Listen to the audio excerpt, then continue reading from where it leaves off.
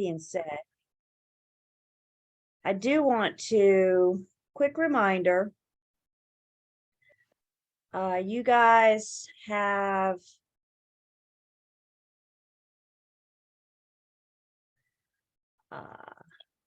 cram course this Saturday. So this Saturday from 9 to 5 is your cram course. Lane is going to email you guys the link Friday morning.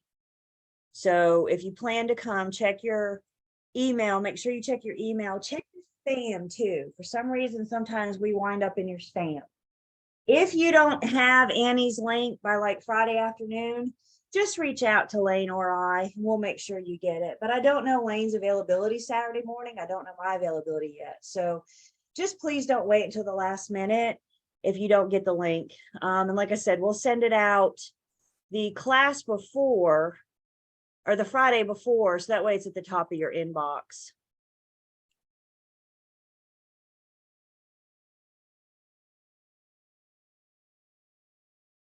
It's at the top of your inbox, so you'll have it. Any questions about the cram course on Saturday?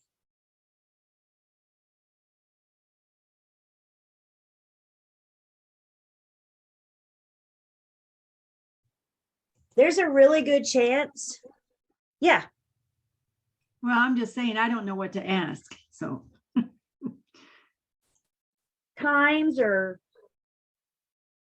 how to get to, or I'm sorry. There's a really good chance because when the cram course hits on Saturday, we still have a little bit of material to cover next week. So there's a really good chance you guys could hear things for the first time on Saturday with Annie. Please remember, the whole objective of the cram course is for you guys to hear the same stuff twice. So whether you hear it here first and then with Annie on Saturday, you hear it with Annie and then we get to it next week. But it's interesting that, you know, the thing I like about the cram course, I mean, Annie and I we're saying the same thing, we're just saying it differently. So sometimes hearing it from another instructor might help things click a little bit. And that's why I think it's important. Somebody says, do you have to do the whole class on Saturday? It's totally optional, you guys. So if you can come for half the day, or you can come for 15 minutes, or you can come for a few hours in the morning, a few hours in the afternoon, it's completely whatever you can do, I recommend. Yes, ma'am, Jasmine. So I was wondering if the cram course is recorded. Annie does not record. Okay. But if you look in the online learning system, there's a folder called Cram.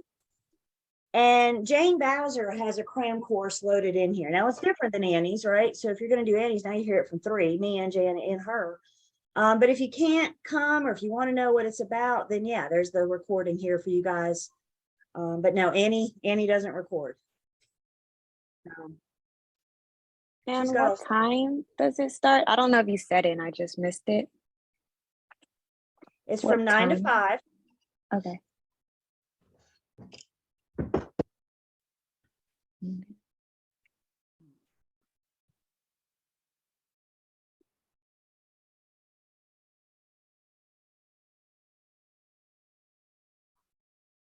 Do you have to have video on? I don't know. I don't know what Annie's gonna do. I do know it's not a real estate commission required course. So attendance, you won't take attendance. You can't use it to make up time. So I don't know. I've never sat in one of Annie's cram courses, so I don't know if she'll want you to have your cameras on or not.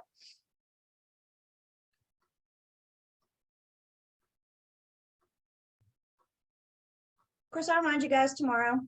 I'll remind you Thursday. And then Friday, you can look at your inboxes and look for that email from Lane or I think Lane's going to send it with Annie's Zoom link.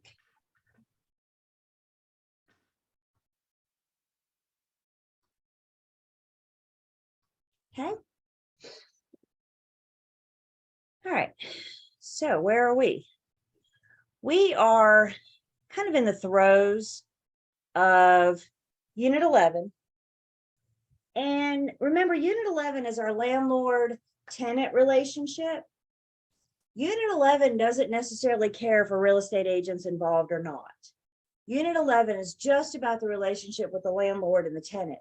Unit 12 is when we bring the agent into the picture. But just to kind of recap, if you guys will look with me on page 311. 311. And one thing we talked about last week in Unit 11 was the different leasehold states, our estate for years, our estate for period to period, estate at will, and estate at sufferance. Remember with the different leasehold estates, what distinguishes them, what sets them apart is how they end. And that determines what type of leasehold estate it is, how it ends. And then over on page 313, we talked about some of the different types of leases. The distinguishing characteristics with the different types of leases is how rent gets paid. So how the landlord collects rent and what that rent covers. 315, we looked at your essential elements for a valid lease. Follow the same basic contract principles that we met in Unit 9. So those essential elements for a lease are also the same for essential elements for a valid contract, because a lease is a valid contract. And then from 315 to 318, we just talked about some common provisions that you may find in a lease, not essential to a valid lease, but some things that you typically will see. All agreement between the landlord and the tenant. On 318, we talked about how leases end, termination of leases. And then the last thing we said on Thursday was that leases follow the statute of frauds and the Connor Act. And what the statute of frauds and Connor Act say is that leases more than 3 years have to be put in writing. And I've asked you guys not to get in your own way. I hear you when you're answering those test questions and you see something about a lease for 2 years. Your brain knows you want to put it in writing, right? Your brain thinks maybe it's a good idea to record it. Your test is not asking what you're going to do. Your test is asking what the statute of frauds and the Connor Act says you need to do. So we need to focus on that. More than 3 years, statute of frauds and Connor Acts requires it to be in writing and recorded. And that looks about to be where we ended on Thursday last week. Do we have any questions up to this point?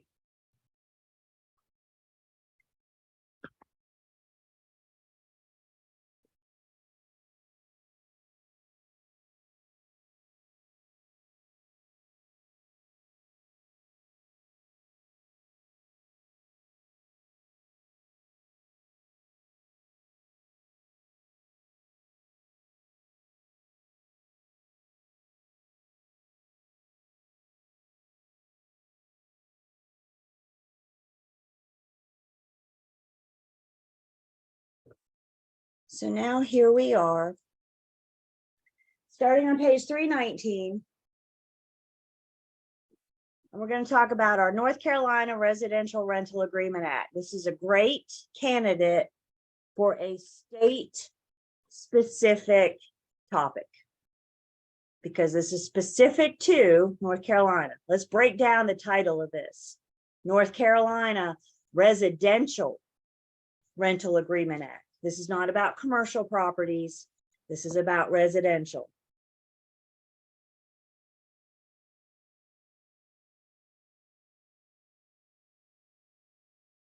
So the North Carolina Residential Rental Agreement Act, the basis of it ensures that tenants have habitable units, habitable place to live.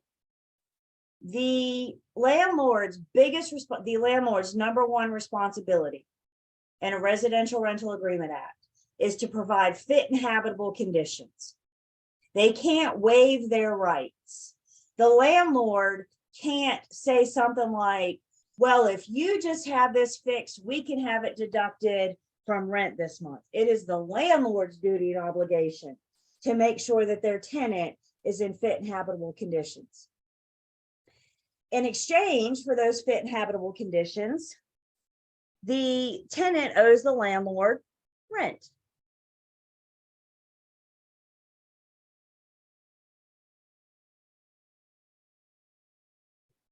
So the landlord's biggest duty, again, is to provide those fit and habitable conditions. The tenant in exchange pays them rent.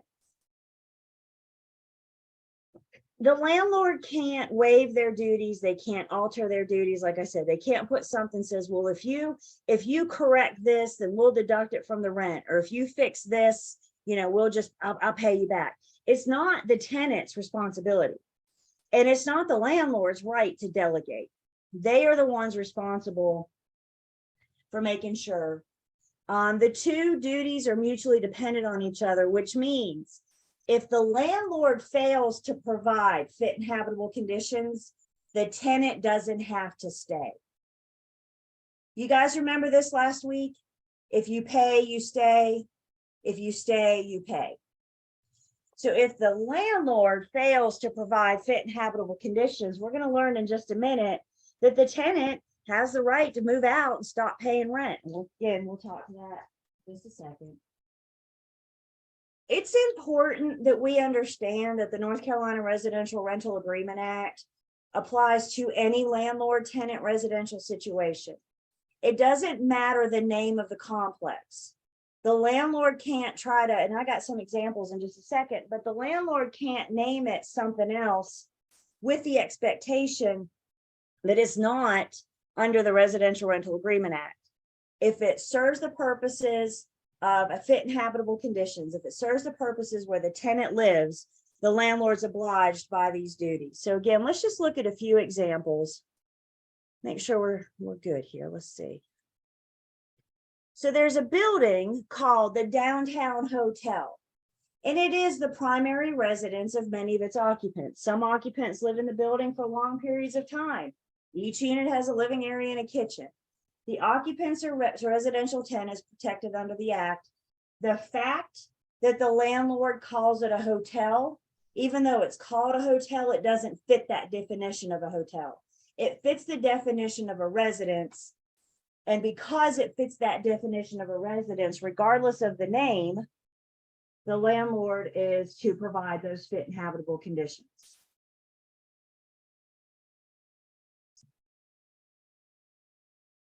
Another example, the landlord rents a deteriorating home to a tenant under a lease that provides. Tenant hereby agrees to accept the leased home as is. Landlord is not responsible for the condition of the heating unit, wiring, or plumbing. Tenant agrees to be solely responsible for the habitability of the leased property. Yeah, that lease is not going to stand up in a court of law. The judge is going to look at that and say, this is your duty. This is your obligation. They cannot waive their rights. With the Residential Rental Agreement Act, it's designed to protect the tenant. Because guys, let's face it, there's a lot of tenants out there that aren't aware of their rights. And without being aware of their rights, they don't know maybe that they don't have to be responsible for these conditions. In the Residential Rental Agreement Act, the commission's way of protecting the public in this case is to protect the tenant. I know we've all heard stories about landlords that have taken advantages of tenants over the year. And it's always sad to me that a lot of that wouldn't happen if the tenants knew their rights, if they knew what their rights were instead of relying on what the landlord said. Google's made a lot of that easier, hasn't it? Now as a tenant, if you think, does this sound right? You can go Google it real quick. You all know. About this time of the class, I get questions from you guys because some of you are tenants and you may be seeing this going, well, does this apply to me? Now you know. Go check out the North Carolina Residential Rental Agreement Act. And as a tenant, that'll help you identify and know your rights. So what's sad about that is the fact that a lot of them that do live in deteriorated places because of the landlord can't afford to just move somewhere else. I agree. And that's why I think knowing their rights and what rights they may have. I mean, we know this pops up on the news every once in a while, right? There was one a couple years ago in Greensboro.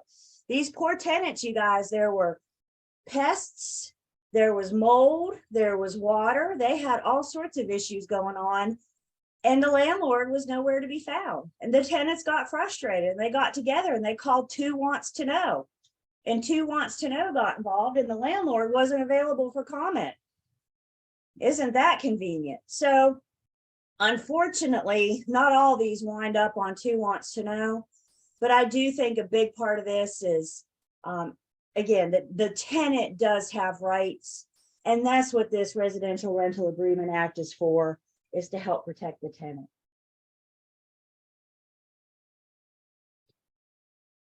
So talking a little bit more about the landlord's statutory duties.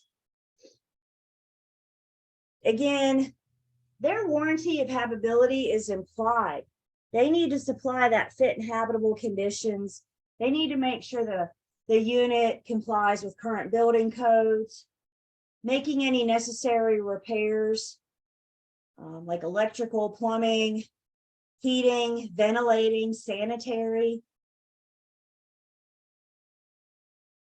Landlord also has a duty, we'll see in a second, to keep the common areas safe.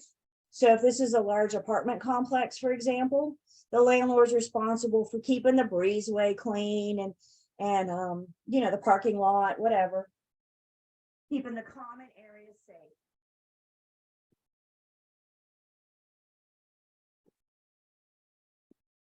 If the landlord fails to provide fit and habitable conditions, the tenant, after making several reasonable requests, hear me when I say several reasonable requests, the tenant's eviction remedy, the right the tenant has, is called constructive eviction. And basically in this situation, the tenant has made several requests and the landlord has made no effort to correct it. If they stay, they pay. If they stay, they still owe that rent. So with constructive eviction, essentially what the tenant is doing is evicting themselves. Let's say we have a hurricane blow through and it destroys lots of roofs. All roofers are busy right now, right? So the tenant calls the landlord and they say, hey, I got some damage to the roof. And the landlord says, I'll get right on that. And they call their roofer and their roofer says, I'm booked for 2 weeks. And the landlord shows up with a tarp and some bricks and a couple of pots and said, this is the best I can do. Hasn't the landlord done everything that they can? I mean, it's not like they've not called the roofer. It's not like the roofer, he can make the roofer come, well, put me first. You know, I mean, there's only so much the landlord can do. The landlord is doing what they can to get the roofer over there to get that tent, to get that fixed. That's the difference in the tenant telling the landlord saying, I'll take care of it, and then never calling a roofer. Yeah, I'll get right on that. And then never scheduling, never calling, or worse yet, not even contacting, calling the tenant back. Tenants, and again, this is where they don't always know their rights, but tenants are going to want documentation. These are the dates and times I called the landlord. This is when I left a message. I sent emails. You know, one thing I like about emails and texts is you have documentation with date and time stamps. If this winds up in court, the judge may ask the tenant, what did you do to get this fixed? Did you notify the landlord? Did you tell the landlord, you know, the roof needed fixed? So that's why we say, after numerous requests without any kind of response or no action, no activity, the tenant's eviction remedy is constructive eviction, which means they move out and they stop paying. They can, in a sense, evict themselves, terminate the lease.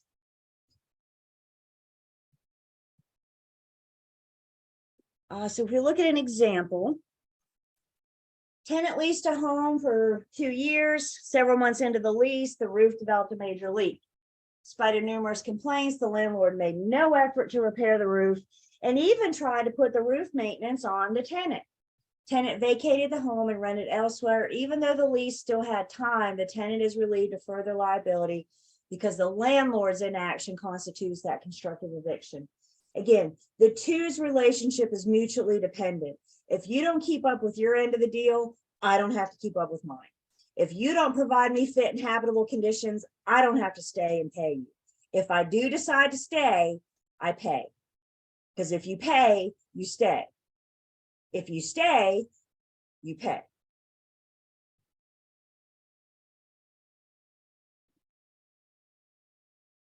The landlord's other responsibility, we mentioned this, that common law of negligence.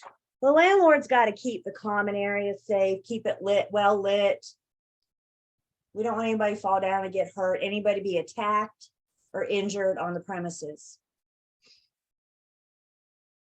So the landlord's the one to keep the common areas safe. The landlord, the tenant's responsible for keeping the unit itself, which you'll see that in just a second. Another thing the landlord is responsible for is providing at the beginning of the lease working smoke and carbon monoxide detectors. The tenant's responsible for changing the batteries throughout the terms of the lease, but the landlord's responsible, and we know we're supposed to do that daylight savings, right? Everybody do that? Gosh, we got it coming up again real soon again, don't we? Goodness, real soon. Y'all remember to do that in a few weeks. Daylight savings, check those batteries, because those smoke detectors don't do you any good if those batteries are dead. So check those batteries. Questions on the landlords? It's pretty straightforward. Fit and habitable conditions. That is the landlord's responsibility.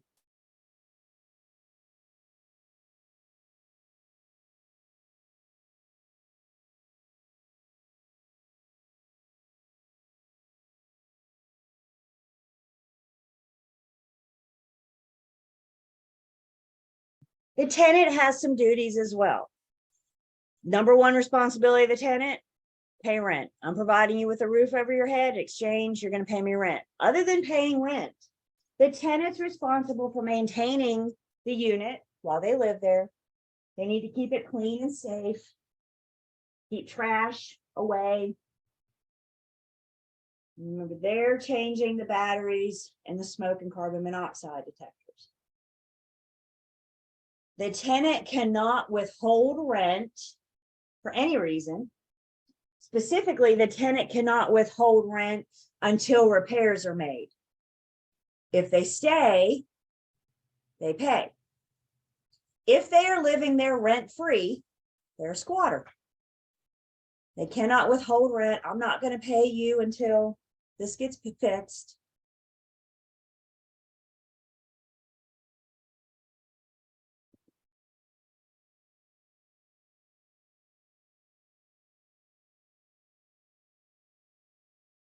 If the tenant fails to perform any of their duties, pay rent, or keep the conditions safe and clean, the landlord's eviction remedy is called summary ejectment.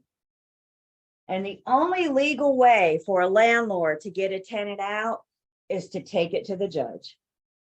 So did you hear me when I say the only legal way? Don't we all have stories otherwise? Your test is not going to ask you about the stories otherwise. They're going to ask you about the Residential Property or Rental Agreement Act. So the legal way for the tenant to have the landlord to have the tenant removed is summary ejectment, which means they got to go and stand in front of a magistrate, tell it to a judge, and have the judge evict the tenant. What the landlord can't do is self-help eviction. So they can't go over in the middle of the day and change the locks. Have you guys heard those stories? They can't go and take all the tenants' personal belongings and put them in the front yard and say, get a truck and come get them. They can't show up with a shotgun and say, get off my property. The only legal remedy is summary ejectment. Does this apply to them selling their property also? Like, how would that work if the landlord was to decide they wanted to sell it? So in North Carolina, buyers buy honoring the existing lease, honoring the existing tenant. So you acquire, when you buy a property with a tenant in it, you acquire that property. Okay.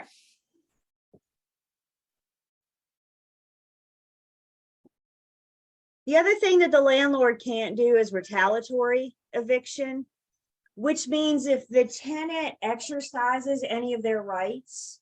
So for example, if the tenant hires an attorney Or that group of tenants in Greensboro we just talked about a few years ago that called 2 Watts to know, the landlord can't evict them for exercising their rights. And that's what retaliatory eviction is.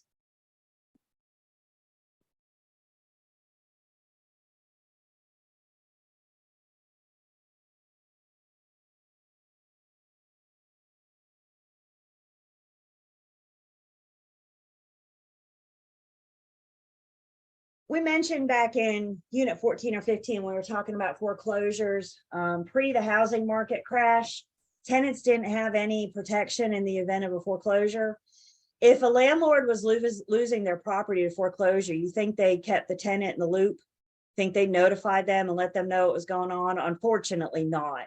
And what was happening, especially during the housing market crash, when we had a lot of foreclosures, tenants were coming home from work and there was a dang eviction notice on their front door. Today, there's laws in place, and that's in 322. I'm just mentioning that as kind of a side note, a follow-up. So we talked about it, but there are laws in place to protect the tenant. They have to have 90-day notice after the foreclosure to vacate. So if the bank takes the property, they can't just come in again, change the locks, kick the tenant out. They got to give them time to find a new place. And guys, I mean, it happened. I had a teammate, and she was showing a listing, one of her buyers, and she took her buyer to the showing, and they showed up and there was eviction notice on the front door. And she called the listing agent and said, "What's up? Is your seller losing the property foreclosure?" The listing agent lost her mind. She had no idea that her seller was now officially in foreclosure. No clue whatsoever. Can't sell it if it's not yours, right? If the bank takes it, you can't sell it. But at least now we have these laws in place to protect the tenant in that situation.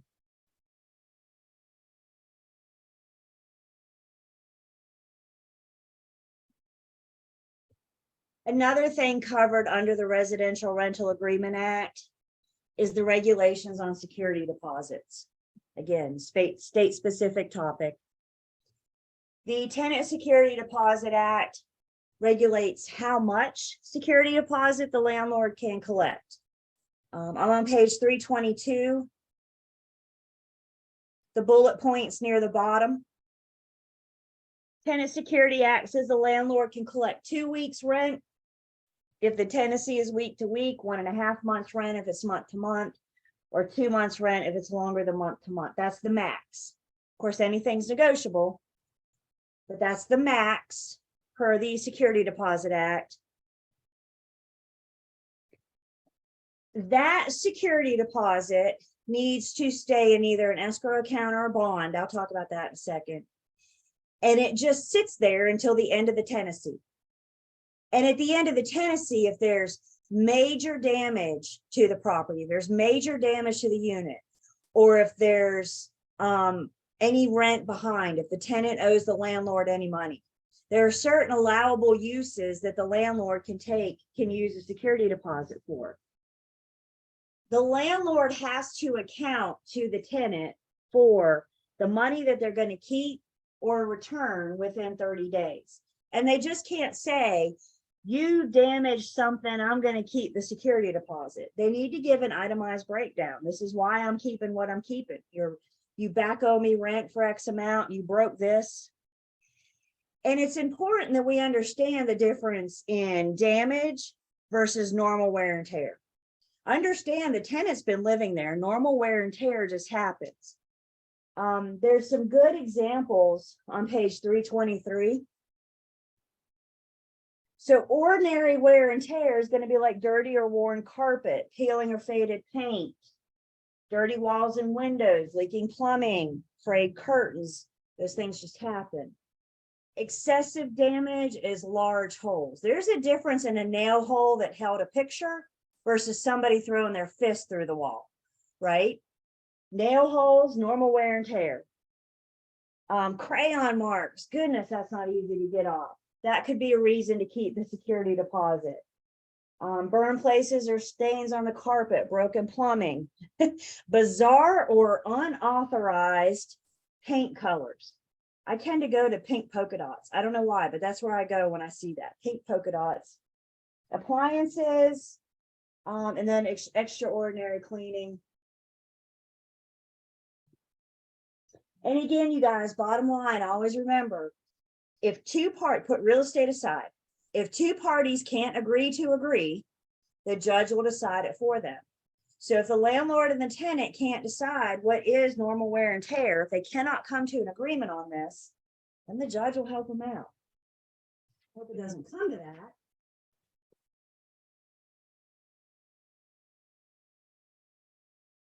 Also, under the Security Deposit Act, the landlord has the right to collect a reasonable, non-refundable pet fee. If the tenant wants pets, the landlord has the right to collect that pet fee. Reasonable meaning it's negotiable between the parties. Please understand, by the landlord collecting the pet fee, what the tenant is paying for is the right for the animal to be there. If the animal destroys or damages the property, then we can still use the security deposit to repair that. The tenant is just paying for the right. And the landlord also needs to understand that they cannot collect a pet fee for a service animal. Service animals, we're going to talk about the American with Disabilities Act. And service animals are recognized as dogs, and they're considered as an extension of the person. A service animal is no different than a cane or a wheelchair. So if the tenant requires a service animal, then the landlord cannot charge a pet fee. If that service animal destroys the property, they can keep the Security Deposit Act to pay for any of those damages. Let's also understand that service animals and emotional support animals are two different things. So right now, the only animal recognized for service animals are dogs. Are you going to allow to have your emotional support animal there? That's an agreement between you and the landlord, and whether or not they want to charge you that pet fee.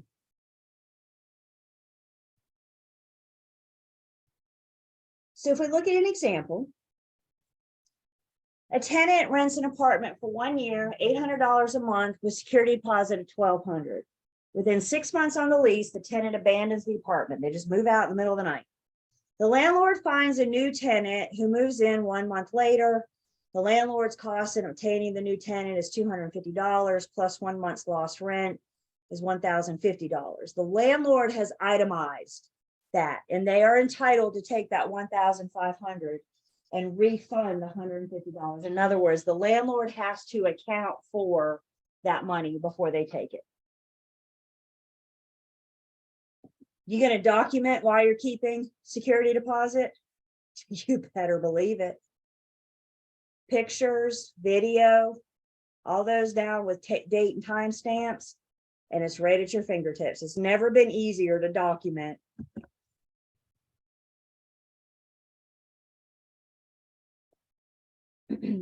If in this example, if the tenant skips out in the middle of the night, in this example, like the landlord did what they were supposed to do. They found a new tenant and got a new tenant in as soon as they could. The landlord shouldn't just sit tight with an empty place for 6 months and then try to go after the tenant for that 6 months rent. Does that make sense? They need to make efforts to get the unit. Once they realize it's been abandoned, they need to make the efforts to get it cleaned up and to get a new tenant in there so we can release each other, so we can be done.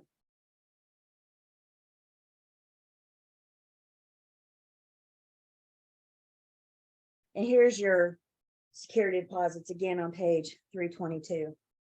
I got a rhetorical question for you guys, which means you don't have to answer me. Are any of you currently landlords? And you don't have to answer me, but you know if you're currently a landlord. If any of you are currently landlords, I need you to know a few things. First off, once you get your license, you are held to a higher standard because now they know that you know that you know. So once you get your license, you as a landlord are held to a higher standard.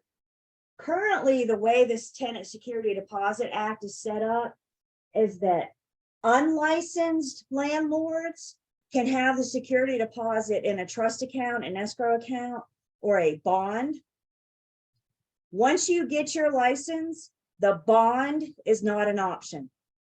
Once you get your license, your tenant security deposit goes in a trust account or an escrow account. If you are currently a landlord, make a note that paragraph, the last paragraph on page 322. Make a note to start there. So once you do get your license, you make sure you're in compliance, not only with the Residential Rental Agreement Act and the Tenant Security Deposit Act, but now you got to answer the North Carolina Real Estate Commission too.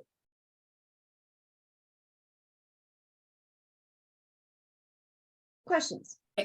Yeah, so if you just go ahead and give that over to a management company, you're in the Don't worry clear. about it. Yep, that's right. All right.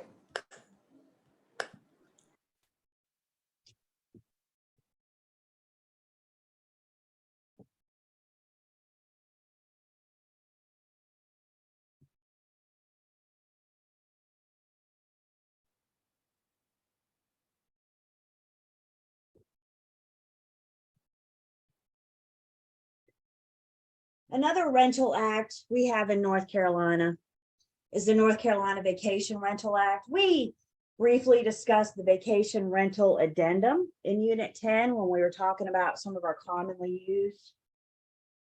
Again, if you live in an area, you plan on living in an area that has a lot of vacation rentals, high rentals, you may get to be involved in and work in the Vacation Rental Act. So more training for you to learn. For right now, we just need to know a few things. It covers short-term rentals. When the tenant has a primary residence elsewhere, they're here on vacation or they're at the beach on vacation. The Vacation Rental Act applies to all landlords of recreational property. This is not you going to the beach to do business. This is for you to go to the beach on vacation and renting a home. It's covered under that act.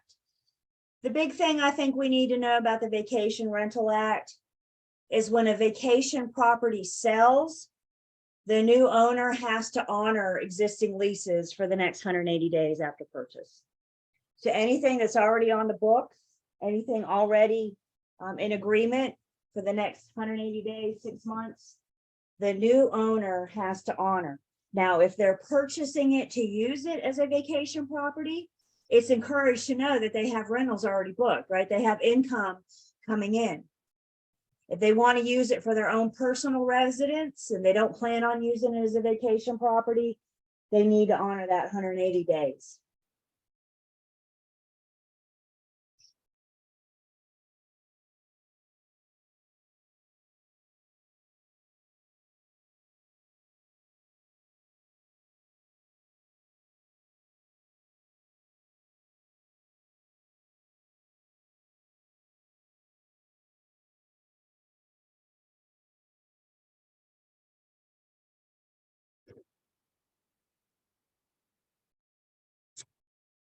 Another tenant landlord thing we need to be aware of is tenants in need of public housing.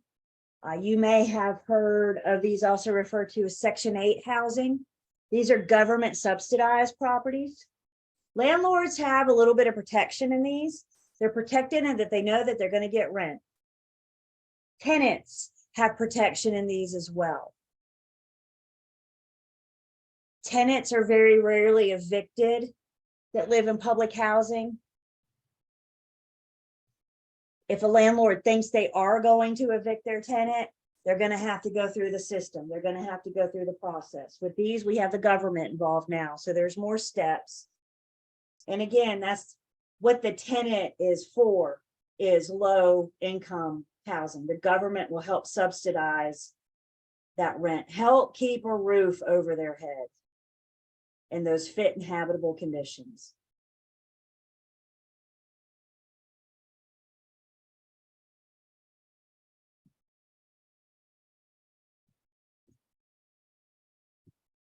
We do. The last thing here on page 325 talks about our very, very basic residential rental contract. The North Carolina Association of Realtors has provided us with a fill in the blank pre-printed form that we can use in a very basic residential rental situation.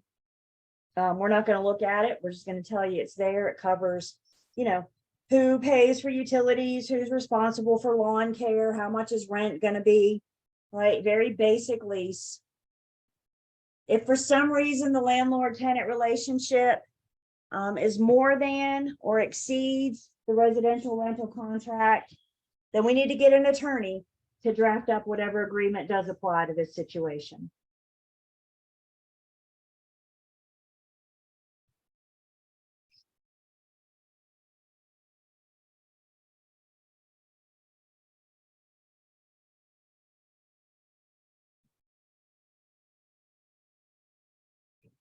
Questions?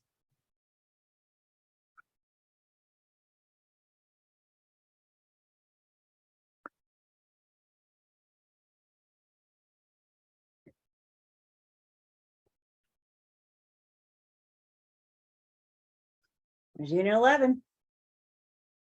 Key terms are back on page 309. Again, I'm a big believer in knowing what the words mean. Don't forget you guys got a glossary in the back of your book too. So as you're starting to study for the next couple weeks, if you forget what a word means, glossary. There's a lot of new words, isn't there? It's like you're learning a new language. Welcome to broker speak. So the key terms, your key point review, it's on page 326, good Cliff's notes. Actually like it as a review, go through it. Yes, I know this. Yes, I know that. I don't know this. Go back and look that up. So use that as a checklist. And then your student quiz on page 328. Questions about the tenant-landlord relationship?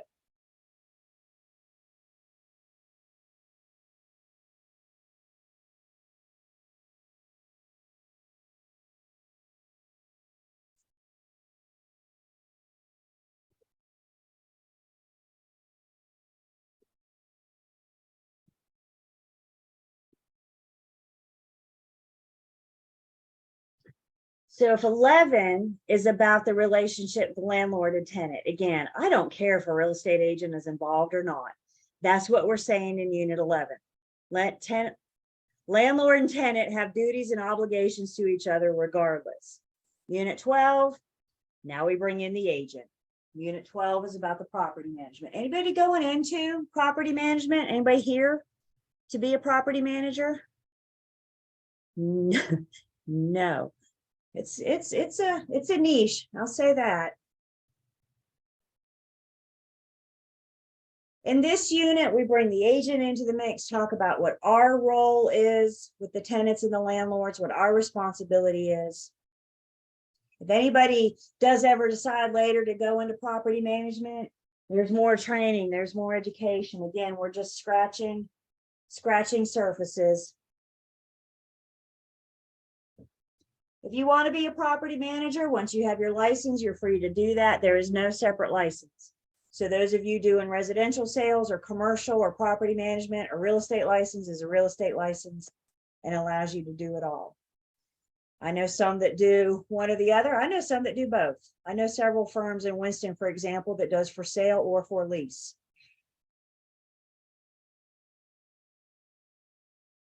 I will say this about Unit 12.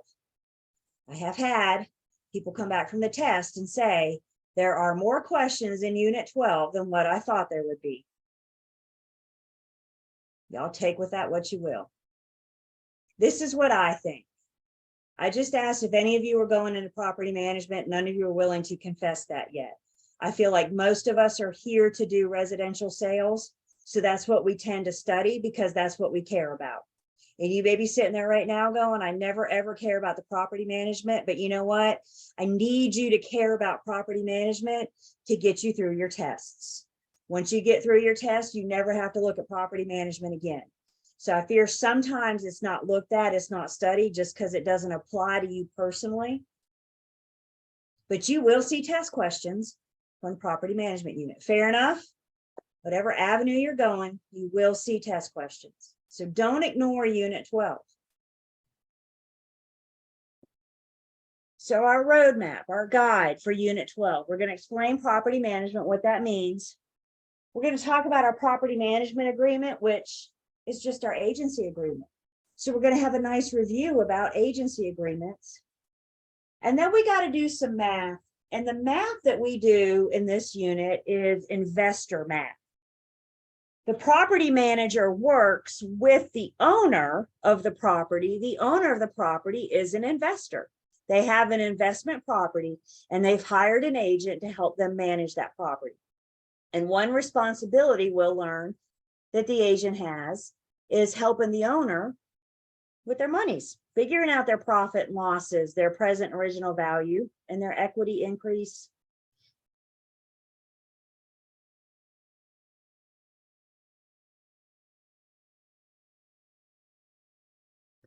So let's go back. Let's review real quick.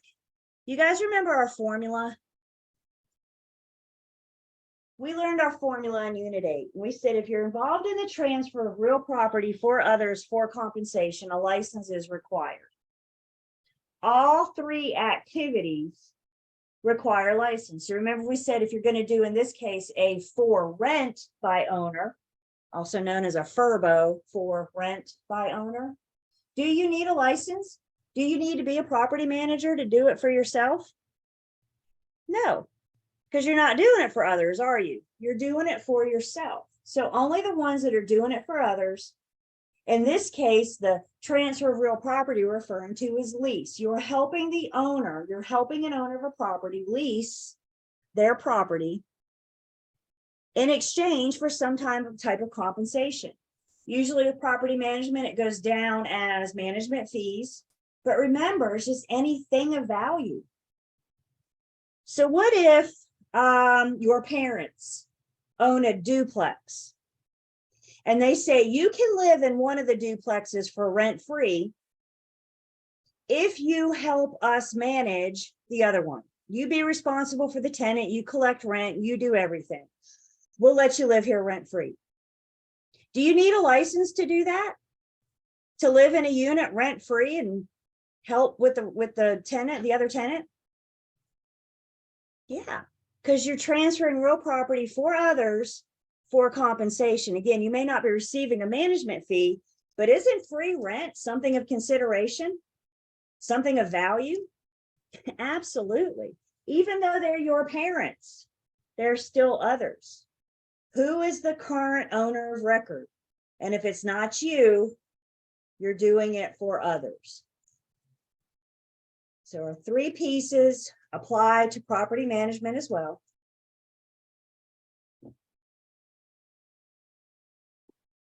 The property manager has to be an active real estate agent. They cannot be a provisional broker.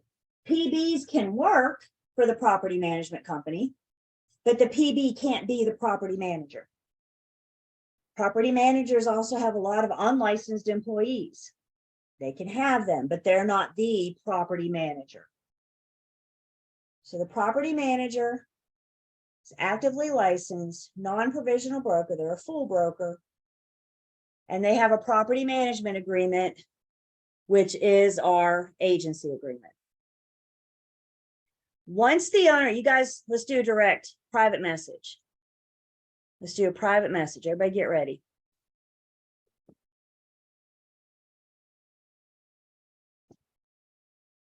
Tom, I think that's a call your accountant question. You just got out of my lane.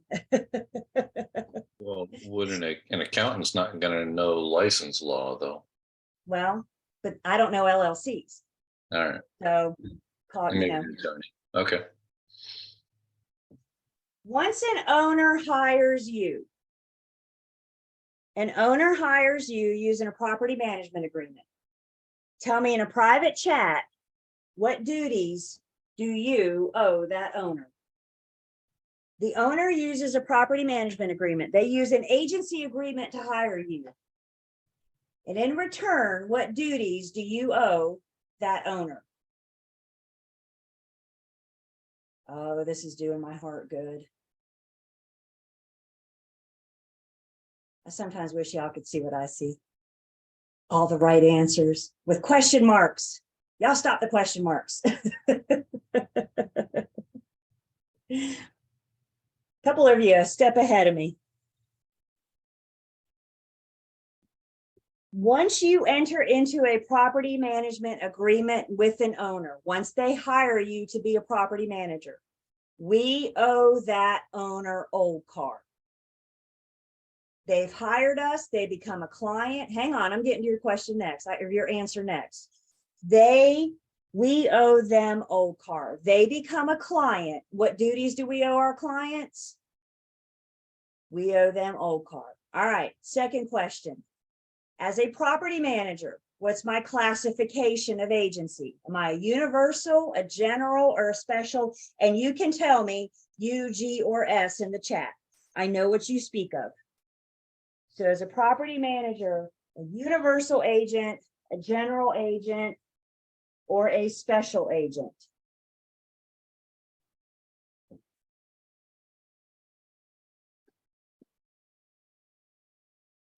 Universal, general, or special?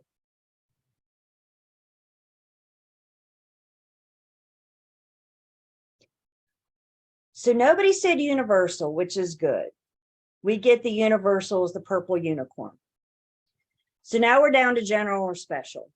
As the property manager, you are a general agent, which means you have some ability to bind. You have some authority to make decisions. What's your ability? What's your authority? We got to spell that out in the property management agreement. Think this through for a second. You have 5 investment properties and you call me to manage those properties. And I have to call you every single day for every little thing. Hey, can I change the furnace filters? Hey, can I go collect rent? Hey, this broke. Can I go fix it? I'm calling you all day, every day. At some point, aren't you wondering, why the heck am I paying this girl? That's where the authority is. That's where the owner can say something like, I give you permission to make all repairs up to $500. So as long as the repairs, for example, so as long as the repairs are under $500, go nuts. You don't have to call me. If that repair is $501, now I need you to call me. So as the property manager, they have a general agent relationship with the owner. One more question, then we'll take a break. This is a yes or no. You can respond Y or N. I know what you speak of. In property management, is a working with real estate agent disclosure required? Y or N? Working with real estate agent disclosure required.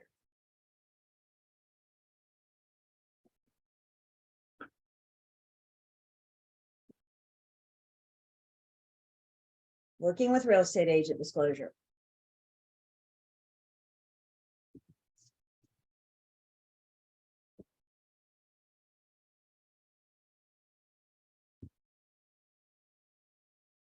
I think I got question marks this time, so that's good. We got you down to a 50-50 shot, right? Yes or no? Is the working with real estate agent required in property management relationship? No. Sales only. You're not being hired to sell a property. You're being hired to manage it. It's the difference in for sale versus for lease. So the working with real estate agent disclosure is not required in a property management.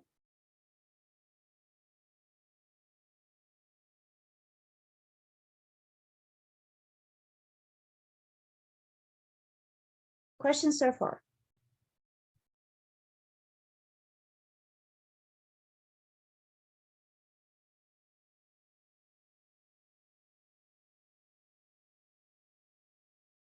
All right, let's take 10. We come back more in the property management world.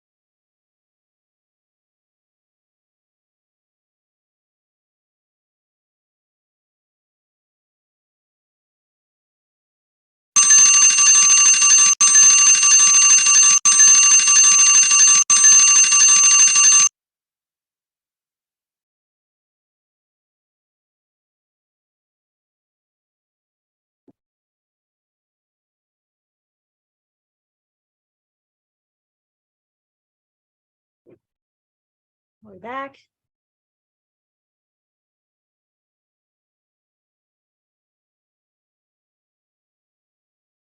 All right, so let's take attendance. Jump back into property management world. So license requirements. Functions of a property manager. Primary function is to preserve the value of the investment property while generating income. Remember, the owner is an investor. What's an investor's job? To make money. So the property manager is tasked with helping that owner realize their income.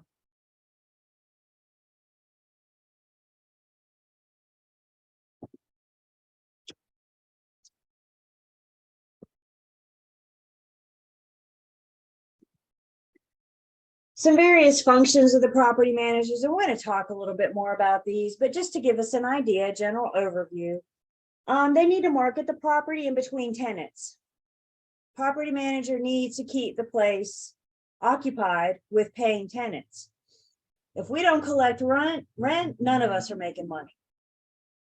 So we want to market the property between tenants, help the owner budget and control expenses. Repairs, for example, does the owner have any plans to update or add on or major repairs? Property manager can help the owner plan for those, determine which repairs would be, but not repairs, but updates would be best, how those updates can help maximize those profits. Secure tenants, again, in between tenancies. Property manager's biggest task probably is to collect rent. Always remember with the property manager, their client is the owner. Very, very, very rare is the property manager going to represent a tenant in that relationship as well. But the tenant is, the property manager is the one that the tenant calls. They call when it's time to pay rent. They call when it's time to change the furnace filters and every little thing that breaks. So the property manager forms a relationship with the tenant. They just need to remember where their line in the sand is. They need to remember who their loyalty is to, and it's not the tenant.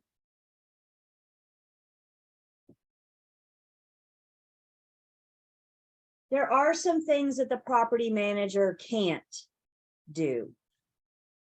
They can't make capital improvements. A capital improvement is one that adds value.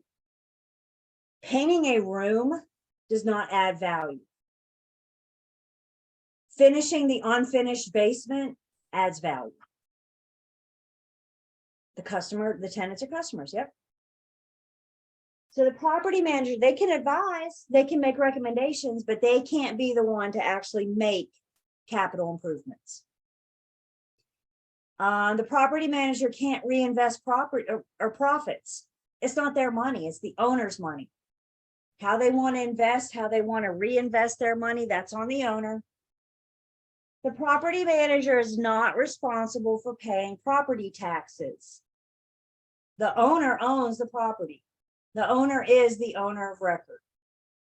The owner is responsible for paying their taxes. And the property manager is not liable for establishing a depreciation schedule. This is where our account comes into place and help the owner depreciate, how much to depreciate, how often.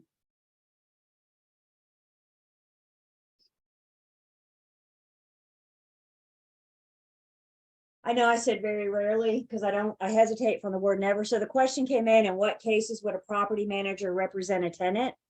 The truth is I don't know of a situation, but I shy away from words like never because that implies, so I'm sure somewhere in this world we can find a situation where a tenant is represented. I personally don't know of one. I wouldn't bank on that. And that's why I say very rarely, just because I'm cautious about the word never.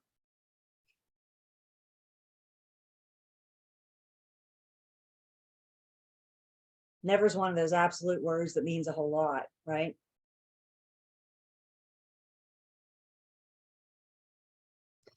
So then starting on page 333, we talk about the property management agreement. Please listen to me for 1 second before you start writing. A property management agreement is an agency agreement. The agency agreement is an employment contract.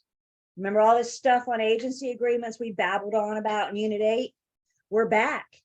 We're back. Only now we're not talking about buyers and sellers, listing agreements and buyers agency agreements.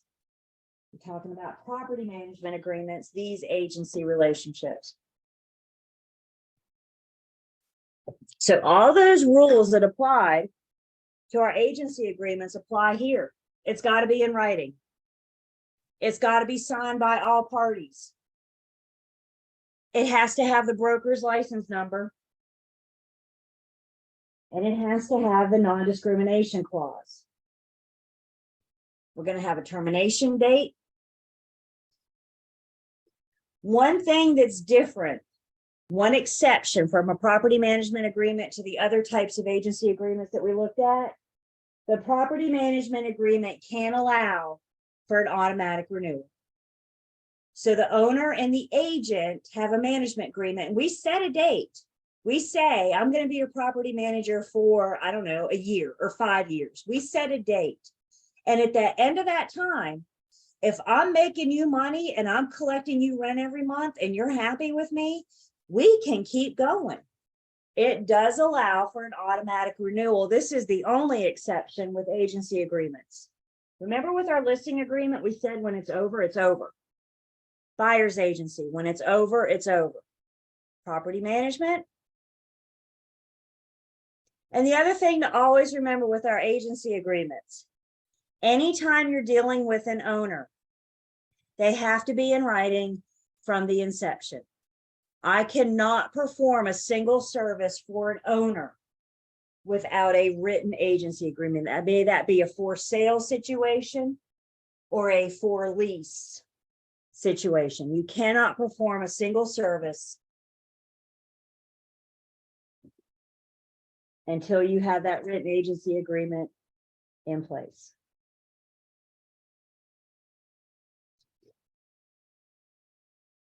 The forms committee also provides us with a property management agreement, again, like the listing agreement and the buyer's agency agreement. We just fill in the blanks. Not a form we need to look at, but we're familiar with. So over on page 334,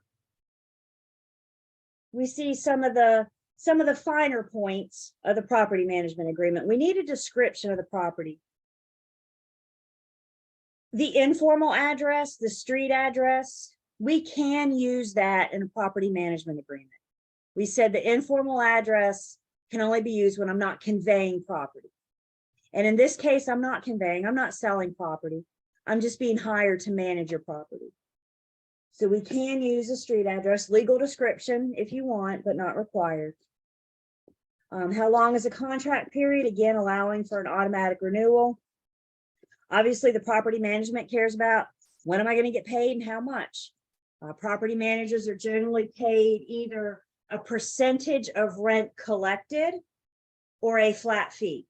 It depends on the relationship with them and the owner. How many units are we talking about? But if you are a property manager that is paid, your management fee is a percentage of rent collected, and you don't collect any rent this month. How much is your paycheck going to be this month? 0 times 0 is a big 0. So again, if we have a tenant in place or if we don't have a tenant in place, none of us are making money. But you get into some of these larger, like some of these large, very large apartment complexes, they may just very well have a flat fee, flat management fee. It's all spelled out in the property management agreement. Because it's an agency agreement, it's a bilateral contract, which means it's a two-way street. Both parties have duties and obligations to each other. So there's the management's responsibilities, things they're responsible for. Management's authority. If you look down just a bit, you're going to see responsibilities of the owner. It's a two-way street.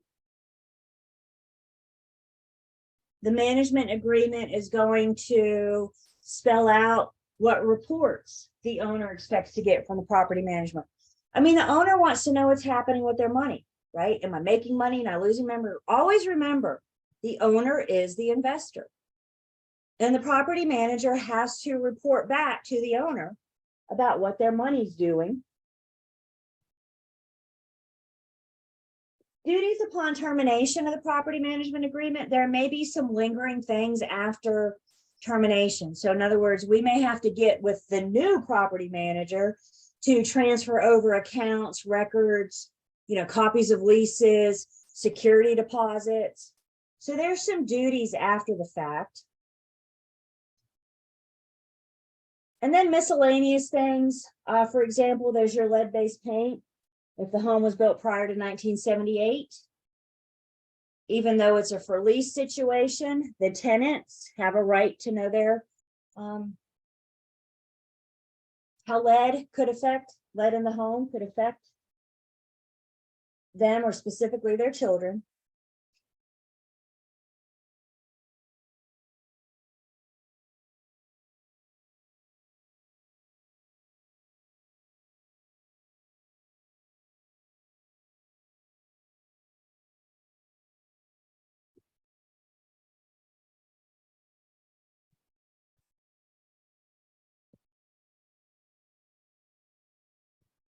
So then on 335, we start talking about typical property management duties. Now, obviously, property manager and owner can agree to whatever they want to. That's why we say typical. This just gives us an idea.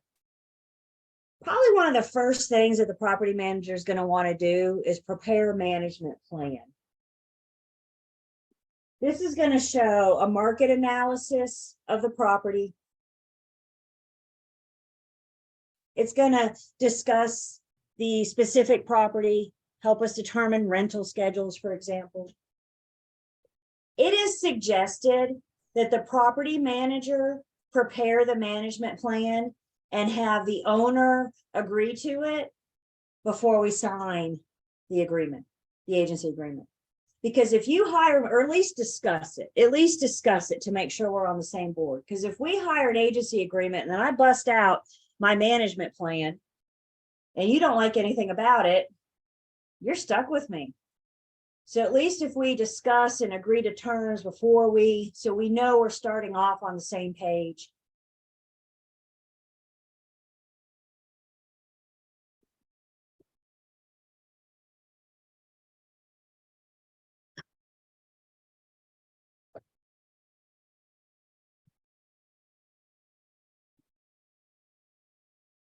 So once we've done the management plan, we know what the owner's objectives are, help us determine rent schedules. We'll talk a little bit more about that.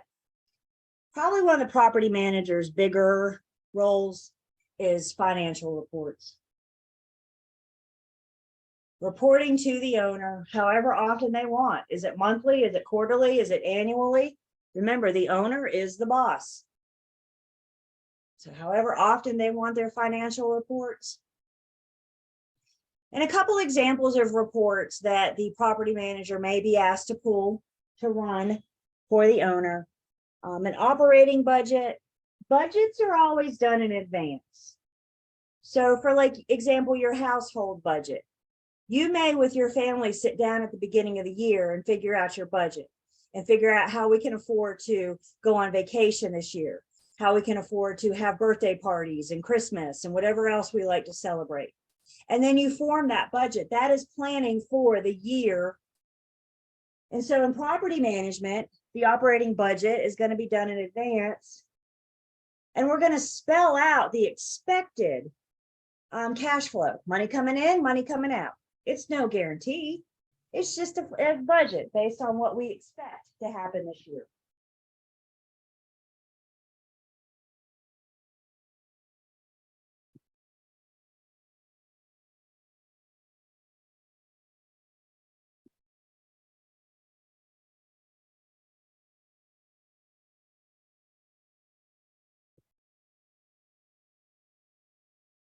Another financial report the property manager may be asked to run is the cash flow report. This is generally run monthly.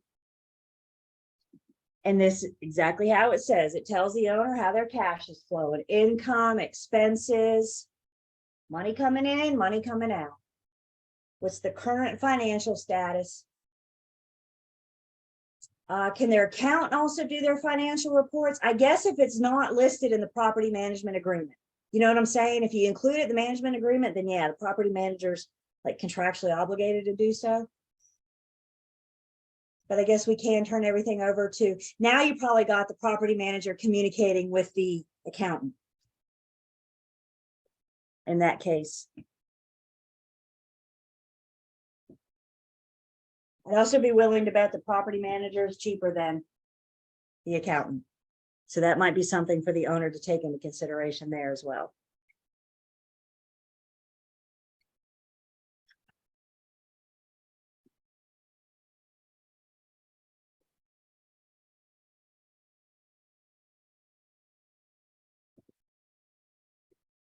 Other financial reports, we can show income reports, all money coming in. Remember our potential gross income.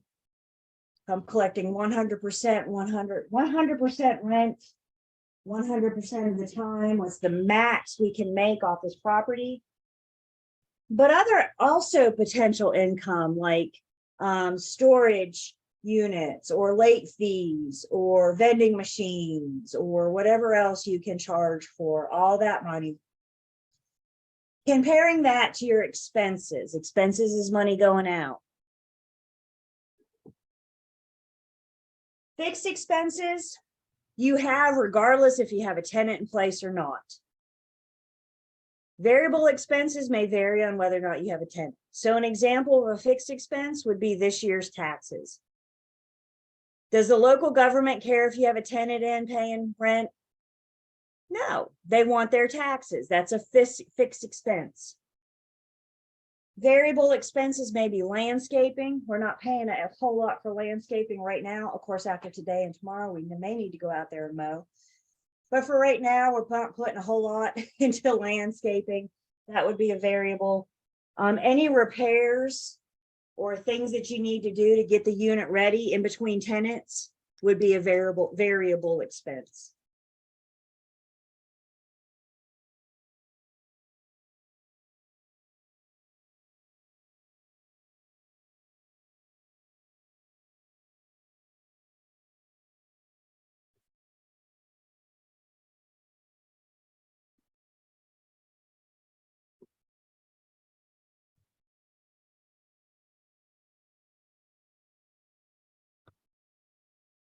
Property manager may be looking for profit and loss statements, also known as P&L statements.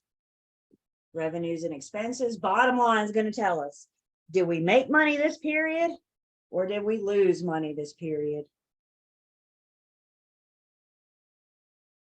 And then at the end of the year, the property management can do a budget comparison statement, which compares to our operating budget. Remember, the first of the year, we planned our budget and figured what we expected. Now that we're at the end of the year, we can compare with what expected to what actually happened. And that can help us form our operating budget for next year. Always understanding nobody, and that includes the property manager, has a crystal ball. So we don't know what might break this year. We don't know what might go wrong. But if we budget for it, if we plan, we can handle it.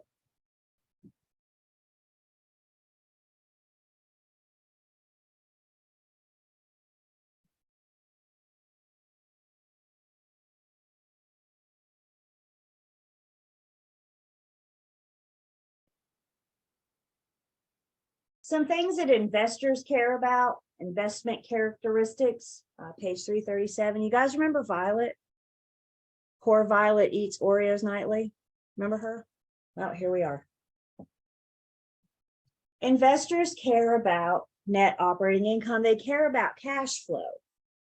But to get to cash flow, we first have to find our net operating income. So this is the second time we've seen this formula. What does this mean to you? Put it on it. That's right. Put it on a flashcard. We need to know this formula. So we have our PGI, which is our potential gross income.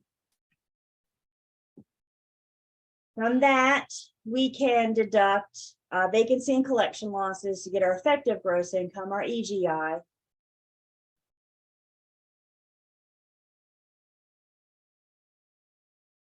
From that, we deduct our operating expenses, and that gives us our net operating income.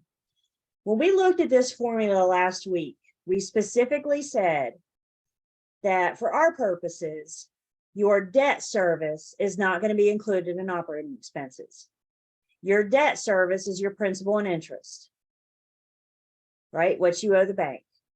Taxes and insurance are included in operating expenses, but your debt service is not. From your net operating income, when you deduct your debt service, your principal and interest, deduct your net service, your debt service, that gives you your before tax cash flow.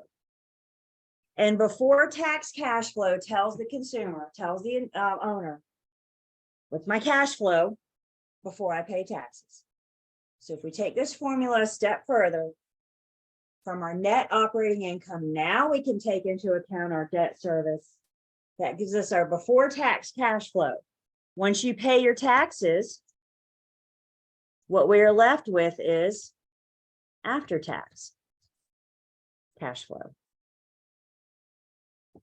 So this formula goes on a little bit more. Investors want to look at every single piece of it. The net operating income is important to them, blah, blah, blah. But the investor's also thinking, but what's my cash flow? How much money is coming into me before I pay my taxes? How much money is coming into me after I pay my taxes?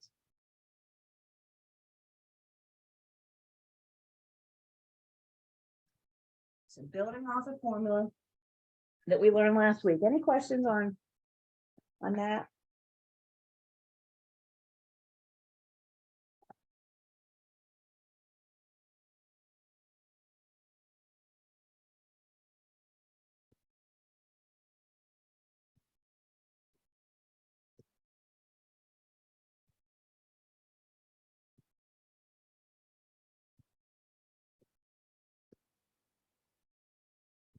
It's not uncommon for an investor, especially those that are just getting started, a new investor. It's not uncommon for them to start with negative cash flow, which means their numbers are still in the red. First couple years, not uncommon. After first couple years, we should start seeing those negative numbers turn into positive. We should be watching that money grow, which is what investing does, isn't it? You watch that money grow over time.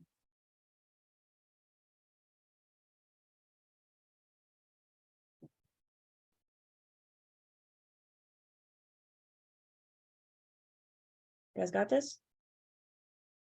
Good. Another thing investors care about with their money, with their investment, is something called leverage. Have you guys ever heard the expression, it takes money to make money? So if the investor can leverage their money, they're using the lender's money. They are using borrowed money to help finance their investment. They're leveraging their investment. And instead of paying it for it all up front, if they leverage that investment, they can have debt service, which could give them a higher cash flow, a higher net operating income, I should say, a higher net operating income. So in some cases for investors, it might be beneficial to borrow money and pay that loan off. It can help them build their credit. First off, other lenders will be willing to loan them money somewhere down the road if they have that good history.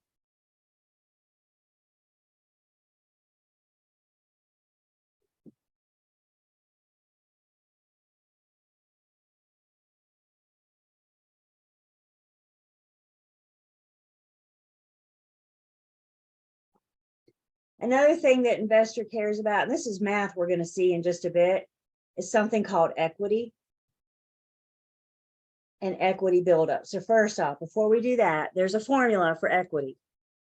Value minus debt. Value minus debt gives the investor, anybody for that matter, you too, any owner, their equity. The equity is the money that you have into it. let's say you're buying a house today. You want to buy a house today? Let's say you buy a house today and the value of the home is $100,000. And you put down 10%, which means you're asking the lender for how much? If you're putting down 10, you're asking the lender for like $90,000, right? 90% in this case. So the debt is what you ask the lender for. So if you buy this house today, you actually start with $10,000 in equity. And as value increases or you pay that debt off, your equity grows. This equity that we talk about, this is what's often referred to as homeownership, as the American dream. You're building that equity, you're paying yourself. I promise you, if you're a renter, I promise you're paying somebody's rent or mortgage, somebody's mortgage. It's not yours, but you're helping somebody else build their equity. You guys see what I'm saying? It's the difference in what the home is worth today versus what your debt is. So the three ways to build equity all revolve around increasing the value and decreasing the debt. Specifically, how we can increase value. Appreciation will increase value. We said depreciation was a loss in value. So appreciation is a gain in value. As we watch the market conditions go up, value goes up.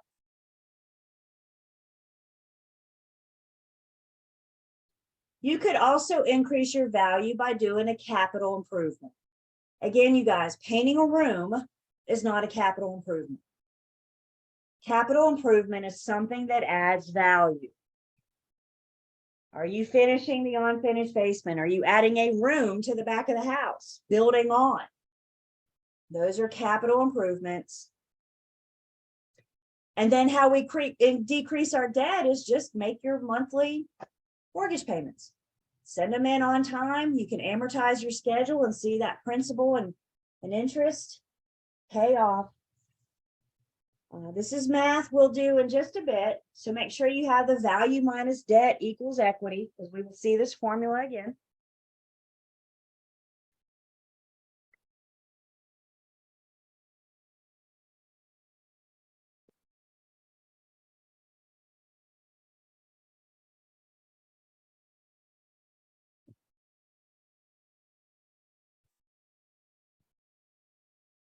Back on 338, talking more about back to the property manager.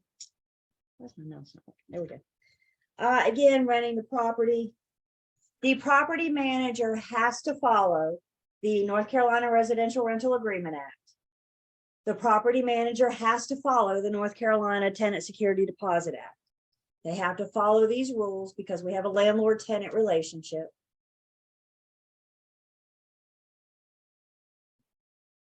The landlord can help the tenant develop a rental schedule. The property manager, or what I just said, the property manager can help the owner. There we go. Property manager can help the owner develop the rental schedule. The property manager will probably want to do SCMA to determine probable lease price. When you get an MLS, you're going to see you got a whole section for rentals. So you can see properties that recently rented nearby, compare those, the amenities and the comparables. So your subject property. Difference is this time we're not finding probable sales price. We're finding probable lease price. Once we know probable lease price, once we have a rental schedule, the property manager and the owner need to decide some things. Is this amount of rent enough to pay all the expenses on the property and put a little bit of money in the owner's pocket every month? Is there anything left for the owner? Because by the time they pay taxes and insurance and the property management fee, the owner wants some money left for themselves. We want to make sure they compare it to other properties nearby. We want to be competitive. We don't want to price ourselves too high. We may not get any tenants. We don't want to price ourselves too low. We may not get desirable tenants. So we want to make sure we're pricing it just right. And then the other thing the rental schedule should consider is, when do we increase? When does rent go up? Do we decrease? But when do we increase? Is it annually? Is it when the market adjusts? When? Should all be spelled out.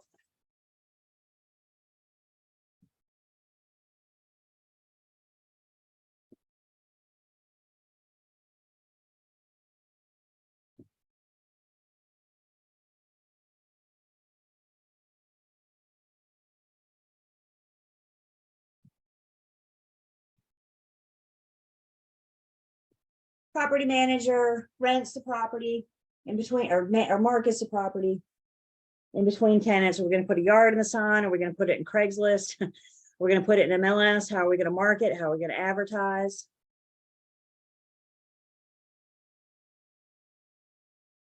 Selecting tenants. One thing we're going to learn in Unit 19, and this absolutely applies here. Unit 19 is our fair housing unit. And one thing we're going to learn is what we do for one, we do for all. So when you're selecting tenants, if you run a background check for one tenant, you run a background check for all. If you run a credit report for one tenant, you run a credit report for all. So let's sit down now and decide what we're going to do to select these tenants. How are we going to qualify and select them? And that's our policy. And that's what we do. In addition to that, the property manager wants to make sure that the size meets the tenant's needs. Not just necessarily for residential. I mean, obviously, if it's residential, we want to make sure the dwelling fits the tenant's needs. But think commercial. If this is an office space or a retail building, the property manager wants to make sure that the space is adequate for that tenant, that commercial tenant. If that commercial tenant wants to expand in the future, do we have the ability for them to do that? It's some long-term thinking here.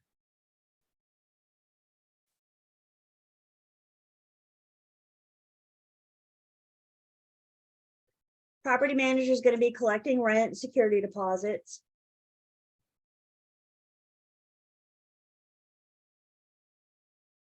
Question comes in, are the duties listed here in the property management fee? Does this vary depending on agreement? And the short answer to that is yes. Because as with any kind of agreement, anything's negotiable, right? So the owner can say, I want you to do this, this, and this.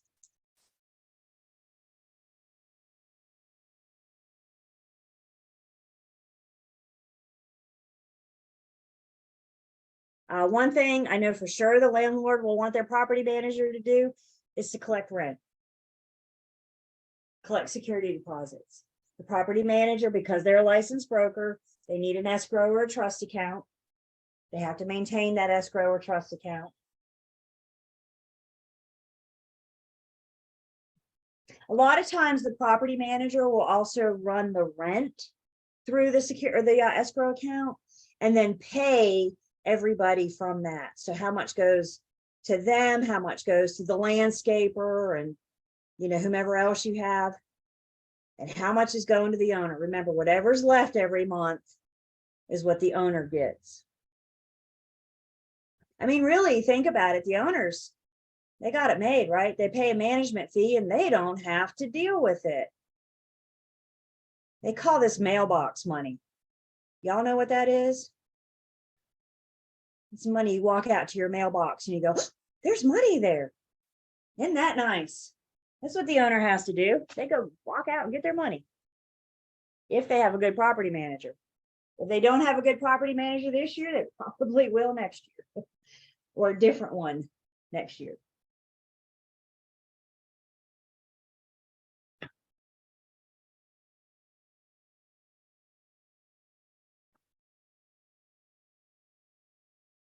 course, the property manager is responsible for maintaining the property. What is our agreed upon amount? I am free and clear to make repairs up to X amount. If something breaks, And it's within our agreement. I don't even have to call you. I don't have to bother you with this. I need to make note of it so we can discuss it at the end of the year when we're doing our budget comparison statement, right? We can plan on that for next year. But as long as the repair doesn't go over X amount, whatever we agree on, just go fix it. That's why we hire the property manager, for them to go take care of the littler things, the day-to-day operations, if you will.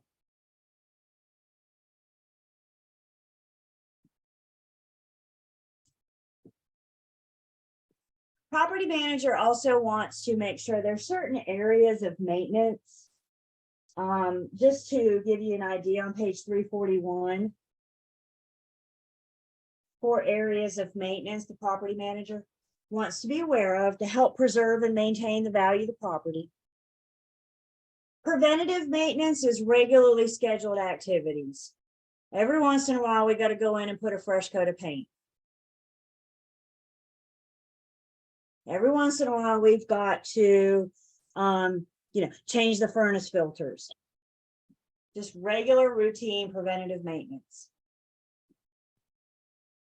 Repair or corrective maintenance is fixing something when it breaks. Again, I don't have a crystal ball. I can't tell you when it's going to break today or not. But when it does break, let's get it fixed. Routine maintenance would be your day-to-day operations. Again, particularly think of a large apartment complex. So maybe maintaining the common areas. How are you going to keep the common areas safe? Landscaping. Welcome.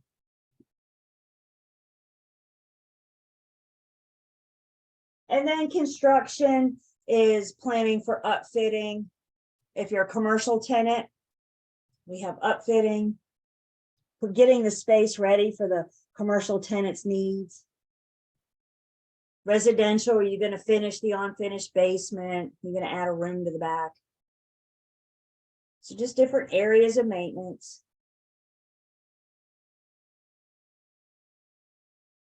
Property manager needs to be aware of environmental concerns. Y'all remember Unit 20? That super scary unit? Stuff like mold and asbestos and radon and all that scary stuff. Property manager needs to be aware of those environmental concerns. Making sure if it's a commercial tenant or an industrial tenant that their waste is properly disposed of. Industrial tenants, you might be dealing with hazardous material. So making sure that's handled, because guys, here's the deal.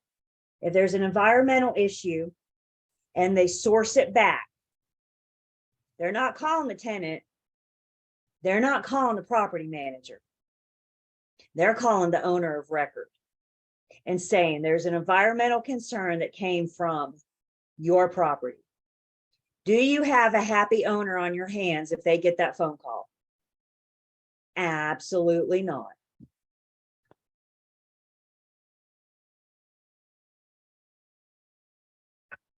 Property manager also needs to make sure they're in compliance with ADA, American with Disability Act. American with Disability Act is about public accommodations, public spaces. And ADA says that we have to provide equal access, the same access to everybody without regard to their disability or handicap. So if you're dealing in public spaces, public accommodations, ADA applies. ADA only applies to employers that have 15 or more employees. Don't let that trick you. Does ADA apply to all employers? No, only those with 15 or more employees.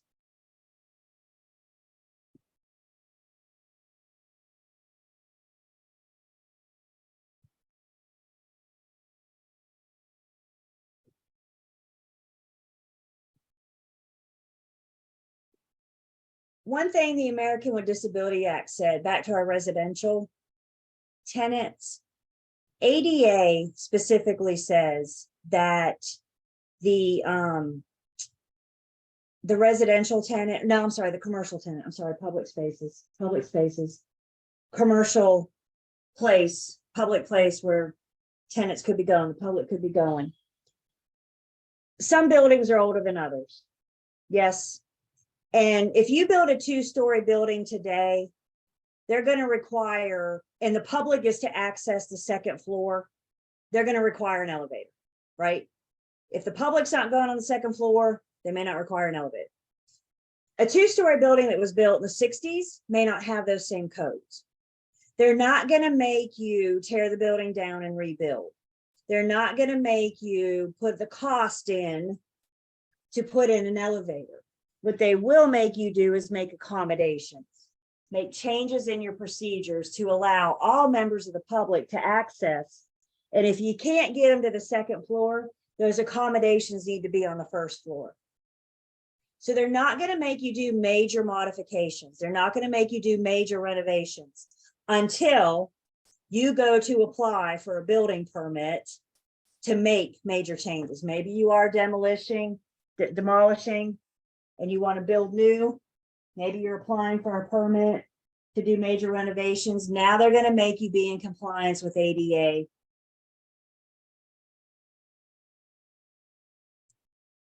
The property manager is the one that's responsible for making sure the building, the public place in the building meets ADA codes. Make sure, again, the big picture says that anybody, regardless of their disability, should be allowed to accommodate the space. So in a public space, we can add handicap parking spaces, maybe. Maybe we have a service that, you know, runs out to the car, or brings you in. Maybe we can put a ramp in. We're going to talk about ADA again when we get to Unit 19. This will come up. We'll do a nice side-by-side comparison of ADA and fair housing and how those two relate. I'll go ahead and tell you, property managers are responsible for complying with both ADA and fair housing, as long as they have 15 or more employees.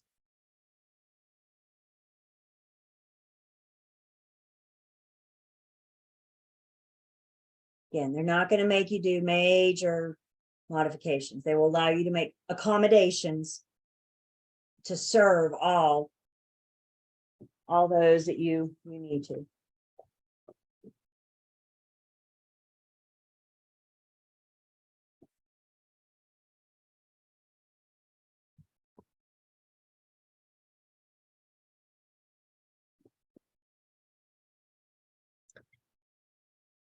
The other thing property managers need to take in consideration is risk management. And risk management answers the question, what if something goes wrong? Is it safe to say something's going to go wrong? Sure. So how can we manage that risk? Couple options. The property manager can avoid it. They can just remove the source of the risk. Maybe there's a pool. They feel it's dangerous. They don't want somebody to come in the middle of the night and accidentally drown. So you just remove the pool, concrete it up, pretend like it never existed. Just remove it, avoid it. You can retain the risk by insuring it with a larger deductible, giving yourself or the owner, giving themselves more coverage. You can control it by taking preventative measures. Maybe putting a fence around the pool to keep people out when there's not off of pool hours.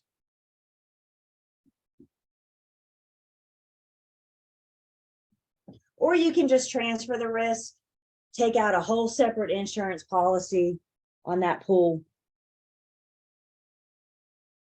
Coverage just for that. Things the property manager needs to consider with risk, again, having conversations with the owner.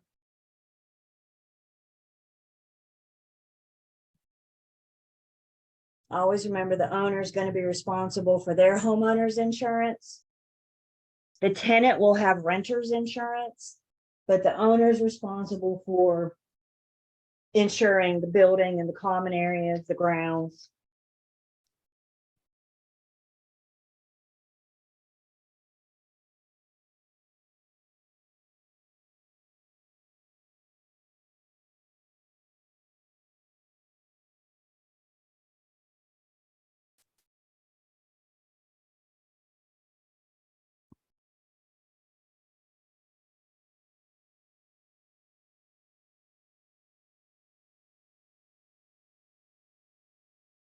Questions on unit 12?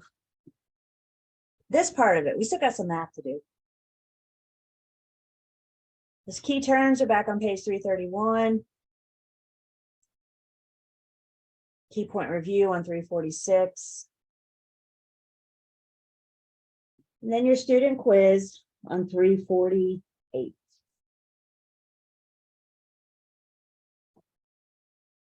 There is a math concepts on page 345. However, this is not the math we're getting ready to do. But the math concepts that we're looking at on 345 is how that management fee gets paid. So remember when we figured your commission in the sales transaction, and we said you're going to get paid a percentage of the sales price? Well, now what we're looking at here is the property manager getting a percentage of rent. So if they're paid a percentage of rent, a percentage is going to be of rent collected. Again, compare that to a flat fee. We might just have an agreement.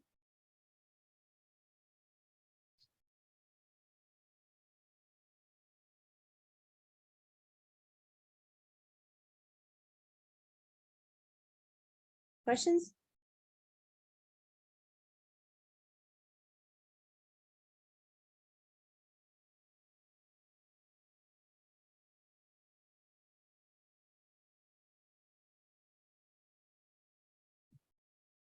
So the math that we're going to do, this is our investors math, and it's kind of scattered throughout your book. I'll show you a couple random places that you can find it. But we're going to kind of take the T-bar in just a second. We're going to take a twist on it. So remember T-bar 101 says the part over the whole rate or percent always goes where? Julie says the rate or percent always goes in the bottom right. And what we've been looking at so far with our T-bar is that the part is smaller than the whole. When the part is smaller than the whole equals 100%. But when we come back from break, we're going to introduce you to some math where the part may be bigger than the whole, in which case we're dealing with more than 100%. And when we come back, we're going to talk about some profit and loss math, for example. Don't you want your profit to be more than 100%? That says you did good, right? If you have a loss, it's going to be less than 100%. So that's the math that we're getting into when we come back. Just a quick introduction about the T-bar. Again, I will show you guys where we can find these resources for this math that we'll talk about. And of course, I got practice for you guys in Learn, Test, Pass. I'm sorry, the online learning system. So let's take our break. And when we come back, we'll look at our investors math.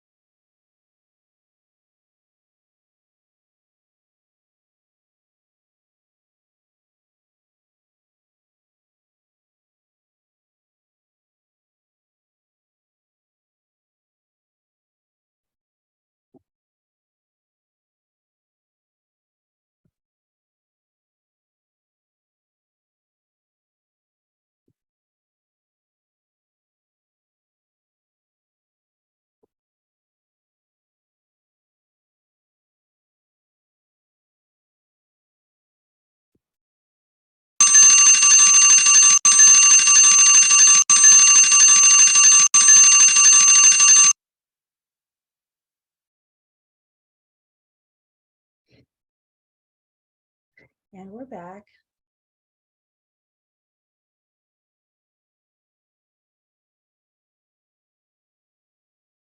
Camera's still coming on.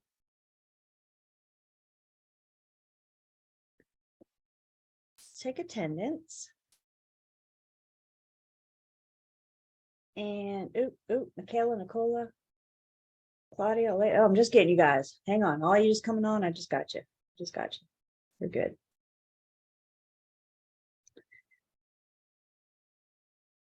So several different maths that we need to consider with investor math. And first off, I want to show you guys where you can find what we're getting ready to say in the book.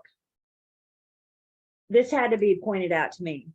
Does anybody ever looked on the inside cover of your textbooks? Who looks on the inside cover? So let's look first at the back cover. Go to the back cover. There's formulas on the cover of the inside of your, what? I never looked there in a book. I do now. I used to not though.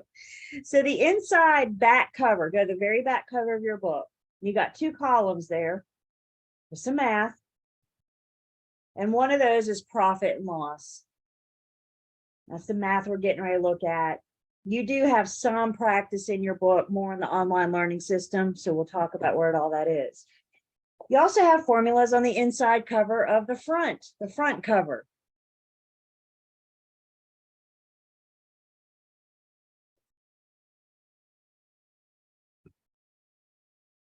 One of those, second column, closer to the bottom, you have percent of equity increase. We're going to get to that math in just a second as well. So that's what your book gives you, but it gives you other formulas in the covers. So there you go. So let's talk first about profit and loss math. And with profit and loss math, our T-bar looks like the amount made as part of the amount paid. The amount paid is what you originally paid for it. What was the money you paid for this property? The amount made is something we need to have a discussion on, make sure we're all good. Let's say I give you $100. Here you go. Here's $100. And somewhere down the road, you give me back 125. I give you 100, you repay me, and you give me back 125. Why don't you tell me in a chat, private chat, how much did I actually make? I gave you 100, you gave me back 125. How much did I actually make?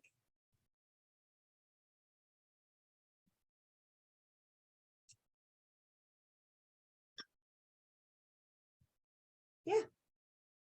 I only made 25 bucks, right? Because 100 of that was my original investment. 100 was what I started with that I gave you. You paid me back 125. So the difference for me is $25. So the amount made is the difference in what you paid for it and what you sold it for.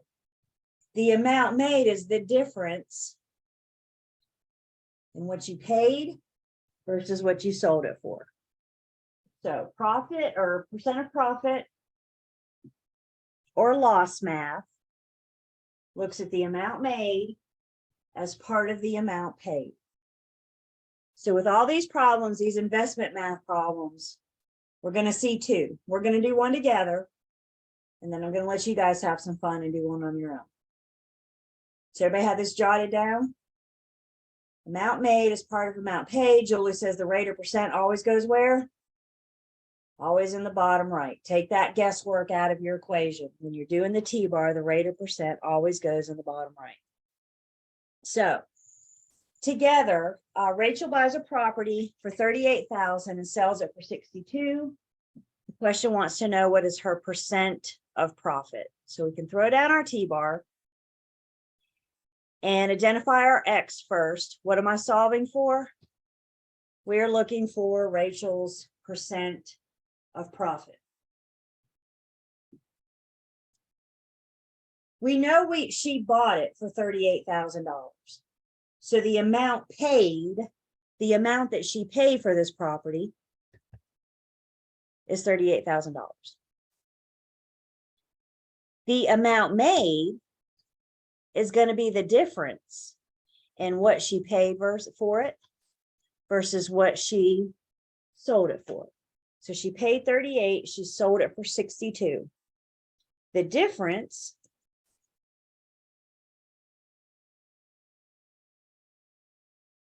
her amount made is going to be $24,000. Keep it in mind, 38 of that was her original investment. It's what she started with. So because she sold it more for 38, we know she had a profit. If she'd sold it less than 38, she would have a loss, right? She didn't get back as much as she put into it. So profit means she sold it for more than she bought it for. A loss means she didn't get anything out of it. Didn't get as much out of it as what she put into it. So we have our amount made and our amount paid. Back fourth line on the T-bar means divide. So you take 24,000 divided by 38,000. And we get a rate of 0.6316, or that shakes out to 63, we'll say 0.16%. So what was her percent of profit? She had a 63% profit. So the amount made is the difference in what she paid for it versus what she sold it for. Because she sold it for more than she paid for it. She paid 38, she sold it for 62. So she had a profit. She made money off of this property, right? She paid 38 for it, she sold it for 62, that's a profit. Had she sold it less than 38,000, she would have had a loss. She didn't get back as much as what she put into it. Amount made as part of amount paid. Questions on this one?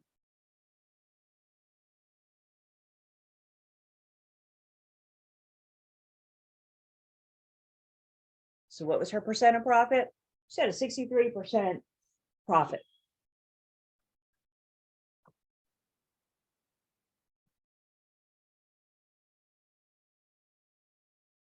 Questions on how I got the 24,000 or the 63%?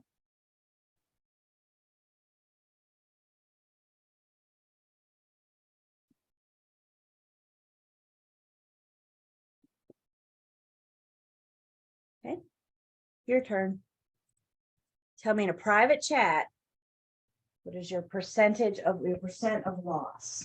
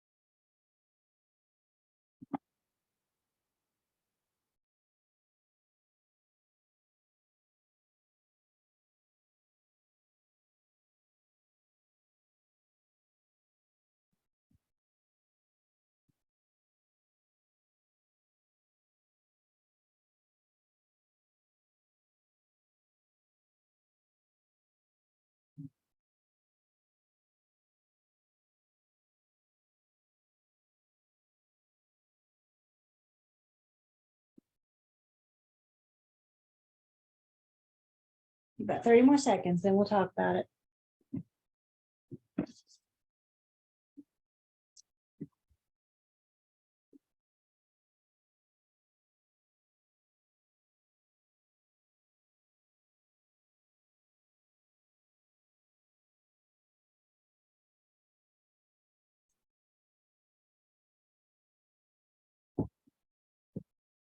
So this one says you buy a property for 72,000, you sell it for 69. Do you need the question to ask you what the loss is?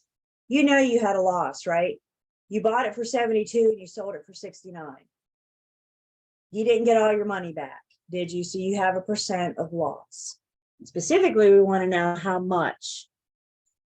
So again, we know we can throw that in our T-bar. I know I'm solving for percent.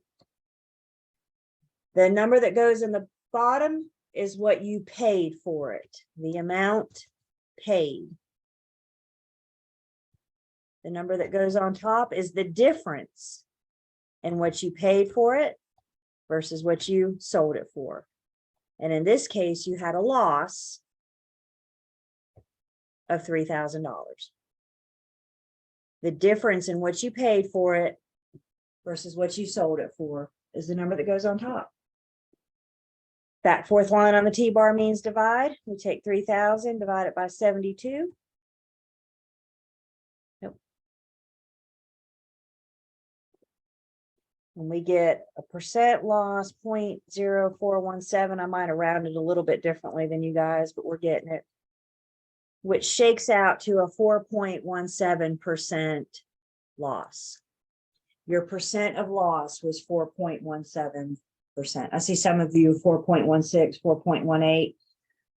Again, you can't miss a question by rounding alone. So in other words, the answer choices aren't going to be 4.16, 4.17, 4.18.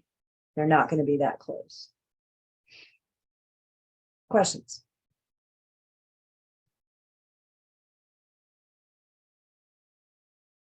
Will I put like a negative by mine? Just because I mean, yeah, I mean, you can. And again, they're not going to give you 4.17 and negative 4.17, right? Because even if you put a negative, you're still indicating a loss. And because that's what the question asked specifically, we could say we had a loss of 4.17. Okay. You're saying the same thing. Yep. And again, you're not going to have an answer choice that says 4.17 or negative 4.17. We understand that we have a loss.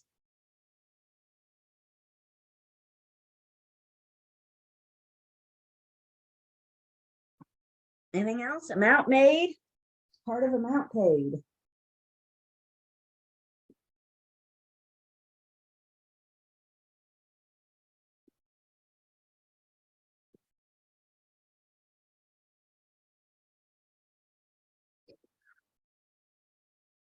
Another investor's math is looking at present value compared to original value. Present value says, what is the property worth today? Original value says, what was the property worth back in the day when you bought it? And what these questions are going to ask you for is the percent of seller's cost. So present value, what it's worth today when you sell it, or later when you sell it. Original value, what did you pay for it?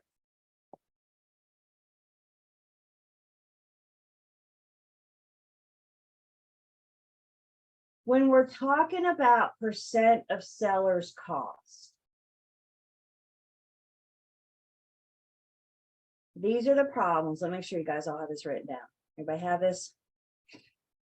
T-bar?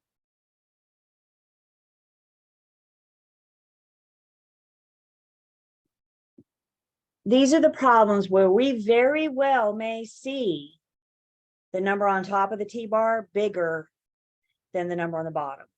And when the number on top is bigger than the number on bottom, that means the percentage of seller's cost is more than 100.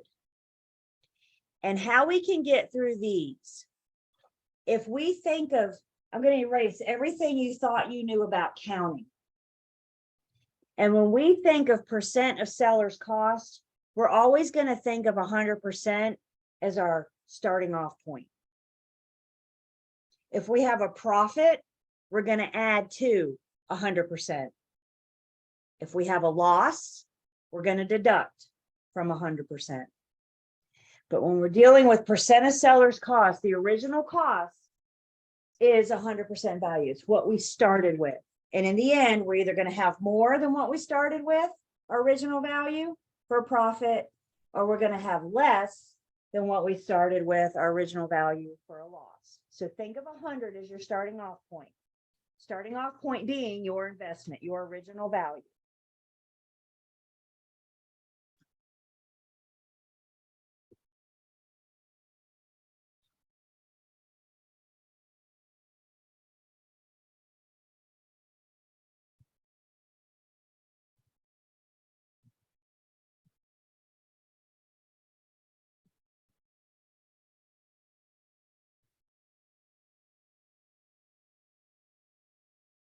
So again, we're going to do one together.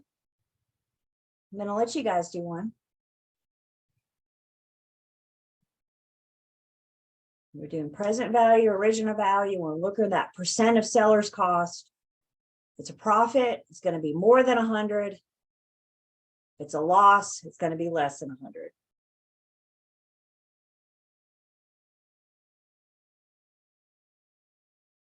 Everybody ready?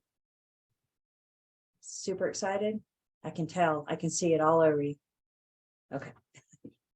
So we have a home listed for 285, sold for 275. Gave the seller 10% profit over the seller's cost. What was the seller's cost? So again, we can throw down our T-bar.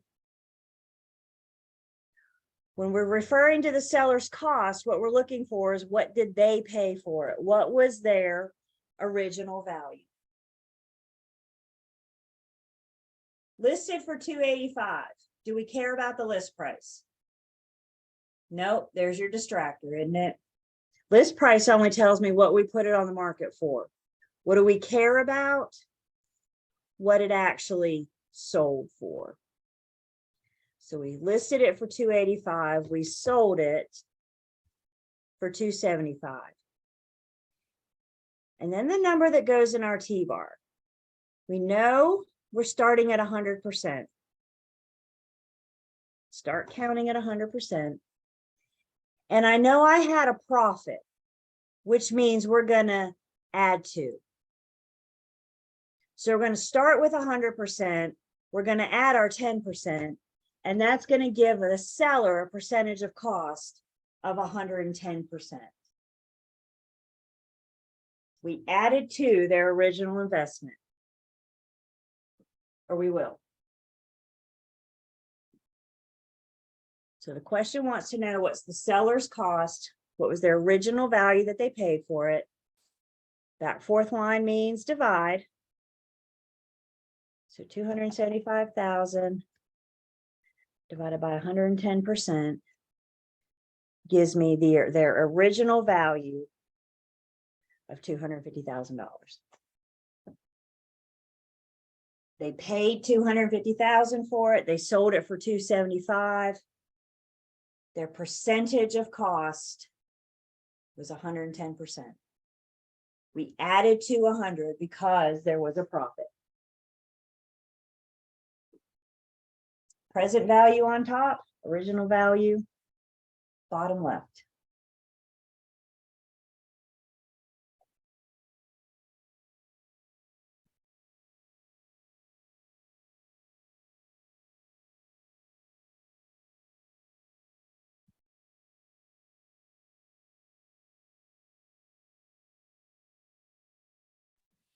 So you probably said it and I just missed it, but so if it says a loss, we would subtract that from the 100%. Correct. Okay. We think of 100 as our starting off point.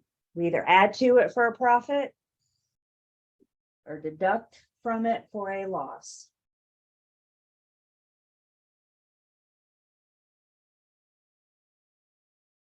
Other questions on this one?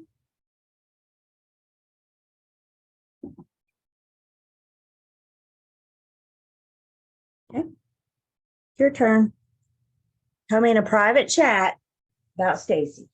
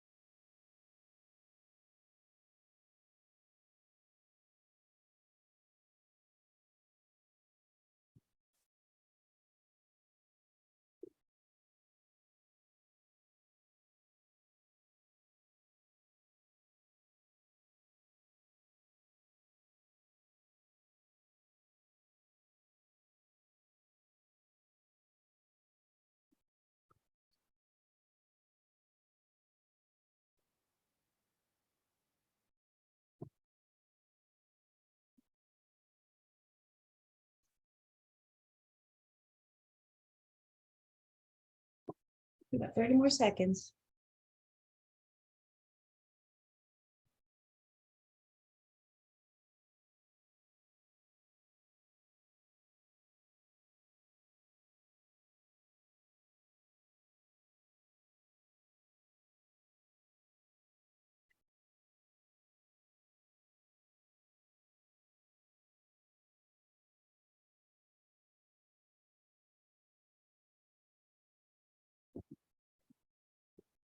So Stacy invested in a mountain cabin a few years ago, made no improvements to the property. She just sold the cabin for $80,640, losing 16% of her investment. What did the cabin cost Stacy? Before you ever pick a calculator up, did she pay more than or less than $80,640? She paid more than, didn't she? Because she had a loss. So she bought it for more than $80,640. So before you ever pick a calculator up, this is why I want you guys to read, because you very well might be able to eliminate an answer choice. If you have an answer choice less than $80,640, you know that that can't be. Is this making sense? So if we just kind of talk things through and think it through, we may not ever have to pick up a calculator. Wouldn't that be nice? So we know she bought it for more than $80,640. What did the cabin cost Stacy? So we're looking for original value. We know she turned around and sold at present value for $80,640. And then to find the percent, again, we always think of 100 as our starting off point. 100% represents her original value. She had a loss, which means she's going to wind up with something less than her original value. So the number that's going to go in our T-bar is 100 minus 16%, which is going to give us 84% here. She started with 100, she lost 16%. So her percent of seller's cost is 84%. That fourth line means divide.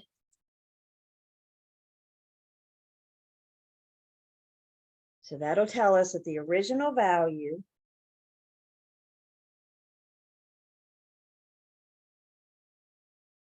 she paid $96,000 for it. She lost 16%.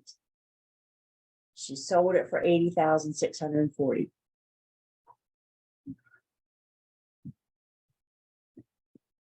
Questions?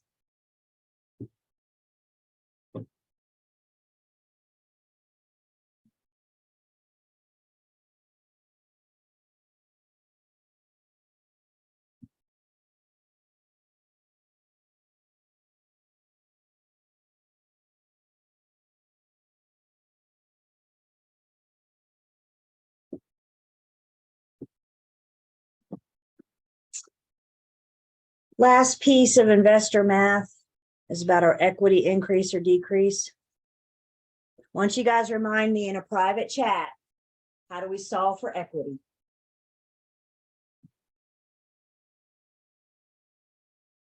And you can abbreviate. I know what you speak of.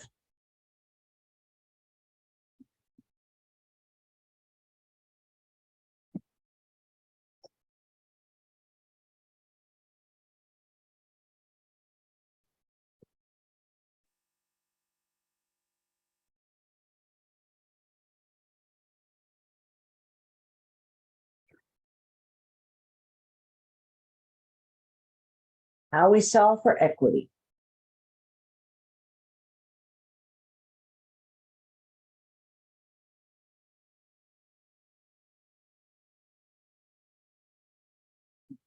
So the first step in knowing these formulas and doing these formulas is we're going to have to solve for equity. So we need to know that equity is value minus debt. Debt, IT or T? Debt? Debt. You guys said D. Yeah, that's what we're going to do. Value minus debt gives us equity. Everybody have that? Please make sure you have that written down. We're going to have to find equity to determine our equity increase or loss. So value minus debt, that's one piece of the formula. Value minus debt. Now to take that and solve for equity increase or loss, we're going to look at the difference in equity. My new equity minus my old equity, or easier still, just say difference in equity on top. Original equity bottom left. Percent of equity increase bottom right. If you saw the amount made as part of the amount paid formula, we're essentially saying the same thing here. We're just using the word equity. The number on top is the difference as part of our original equity, what we put into it when we bought the property. And that gives us our percent of equity increase or loss. They're not going to give you equity. They're going to give you original value, original debt, current value, and current debt. You're going to have to find equity.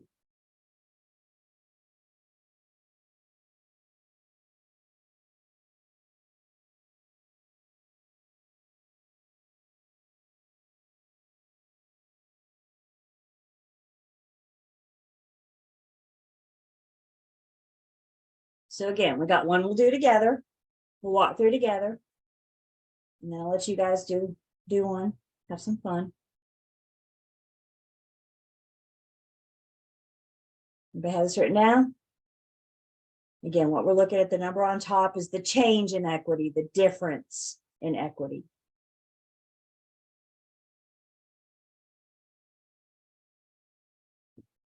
We're good? We ready? So property is valued today at $50,000, has an outstanding loan of $45,000. Later, the property is valued at $60,000. The loan is paid down to $38,000. Question wants to know, what is the percentage of equity increase? With multi-step problems specifically, I'm a big fan of starting with where I want to end. And what I mean by that is the first thing I like to do is identify my X. It helps me stay focused on the problem. It allows me to know what I'm solving for. So let's first look at our original equity. Original equity says the value of $50,000 minus debt of $45,000 gives me original equity. We'll call that original equity of $5,000. Original equity is what goes in the bottom left.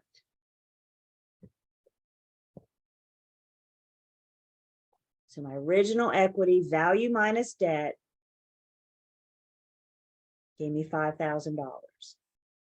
Later, I have a value of $60,000. I got my debt paid down to $38,000. I've had an increase of value and a decrease in debt. So this goes back to our equity buildup. How do we build equity?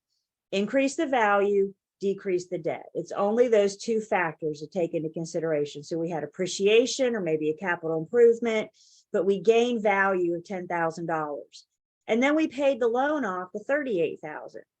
So my new equity is going to be $22,000. I've earned equity. The more you pay off and the more value you add, the more you have in your home. Equity is the American dream. This is what it is about is building your equity. So the number that goes on top is going to be the difference of my new equity from my old equity. And the difference between the two is $17,000. And that's what goes up here. That fourth line means divide. So we take 17,000 divided by 5,000. We get a percentage of 3.4, or if we move that decimal over 2 places, you have a percentage of equity increase of $340,000. You gained that much equity. The percentage of equity increase is $340,000. We looked at the difference in equity on top and compared it to your original equity. What was the equity in the property when you purchased it?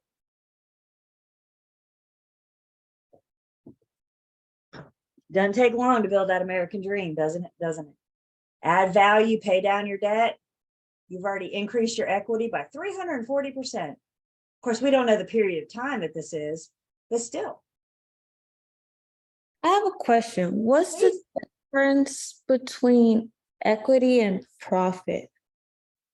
Profit is how much, when you sell it, how much you have, the difference in what you sold it for versus what you paid for it. That's my profit. That's what I made. Equity is value minus debt. So remember the example we gave a little bit ago. I buy a house today for $100,000. I don't have a profit yet, right? Because I haven't made any money on it yet. All I've done is fork over a purchase price of $100,000. If my debt is $90,000, that means the day I buy the property, whatever my down payment is my equity. That $10,000 is the money that I have into it. That's not the lender's money. That's my money. That's my equity. That's what I'm building. Now, if I turn around and sell it for $120,000, then I have a profit of $20,000. There you go. Equity is potential money. That's your money. That's what you put into it.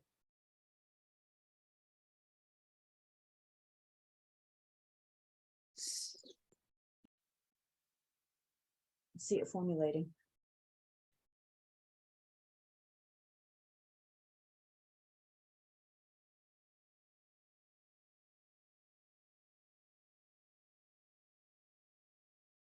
So it's potential money that you're going to make, but you haven't made. Well, it's the money that I have into it. So again, if I'm buying this house today, $100,000 purchase price, the lender's bringing me 90,000. What's my money I have into it? 10,000. I put 10,000, and that's my equity. I can't tell you the profit on this property until I sell it, or loss until I sell it. So equity is what you have while you own it. Profit or loss is what you get or take when you go to sell it, or when you do sell it. Okay.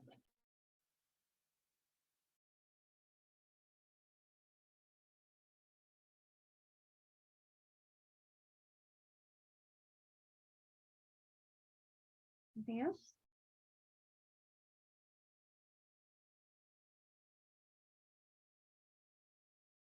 Okay, girl's turn. Private chat. Tell me about McKinsey.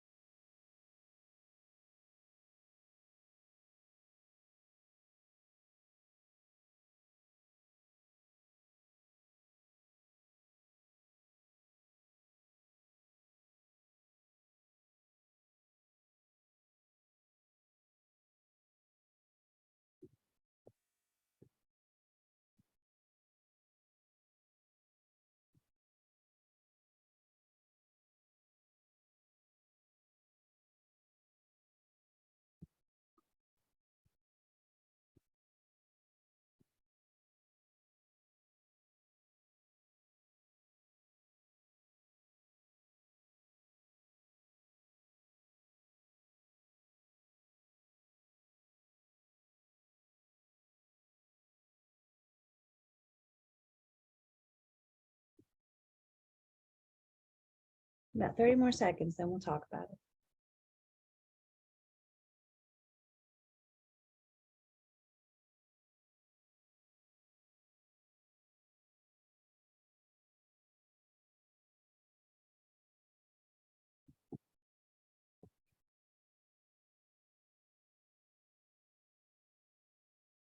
So McKinsey bought a home 5 years ago for 220,000 with a loan of 176.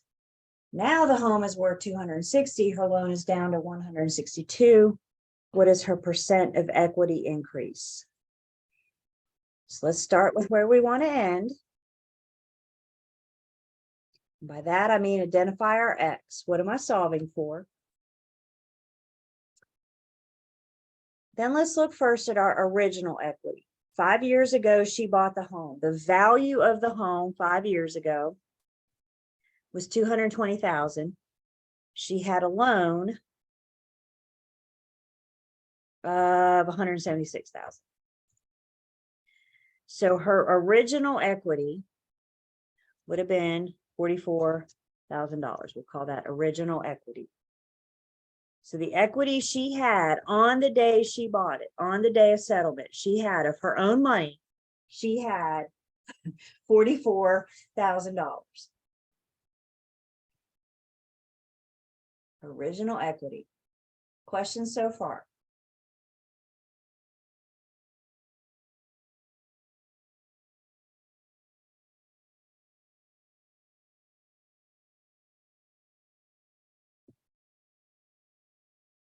Now, fast forward 5 years. The home has gained value. It's now worth 260, and she's gotten her loan paid down to 162. So now her new equity is $98,000. When she bought it, her own money she had in it was 44,000. 5 years later, because she's had an increase in value and a decrease in debt, her new equity is 98,000. And the number that goes on top is going to be the difference in her equities. So her change in equity, her difference in equity is going to be 54,000.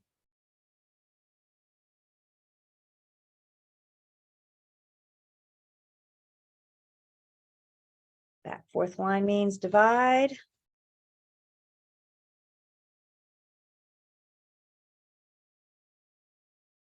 So we take 54,000 divided by 44,000. I get like 1.2272, something.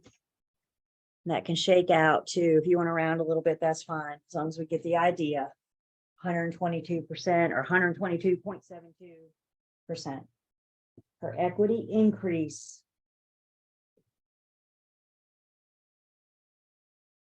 The only way you're going to lose equity in homeownership is if the property greatly depreciates, like severely depreciates, or if you stop paying the lender. And if you stop paying the lender, you're going to lose the property before you start really seeing a big loss in equity, right? Because the lender's going to come take the property if you stop paying them. Equity is all about the difference in value versus debt. And what's left is what you have in it. Questions? Yes. So who is making this, like, now that the home is worth 260? Like An who appraiser. the appraiser? Okay, so you would have to get it appraised before you could actually get the equity. You know, yeah, if you want to know value, right? Okay. Now you could have an agent tell you about what the probable sales price in the neighborhood, right? Like we could talk about what that increase is. But the appraiser is the one that, you know, if you called them 5 years later and said, what's my home worth? What's the value of my home today? And that's like, you do that with the bank, like the bank would send them out if you're trying to get the equity. Exactly. Okay. Yep. Yeah. The loan officer isn't gonna put value on it.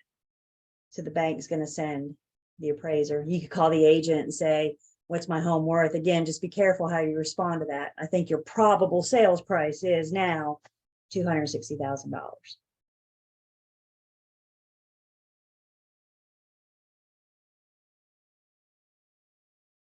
Other questions on this?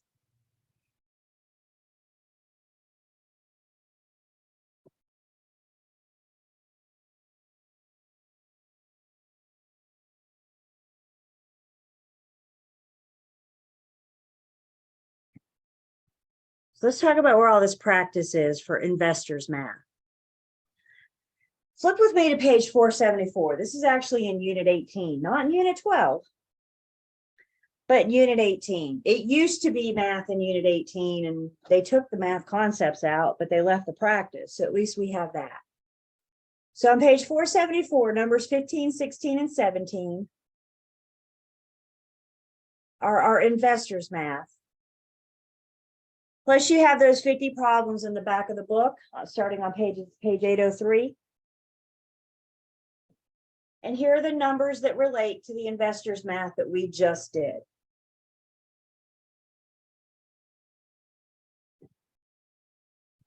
So some extra practice there for you guys.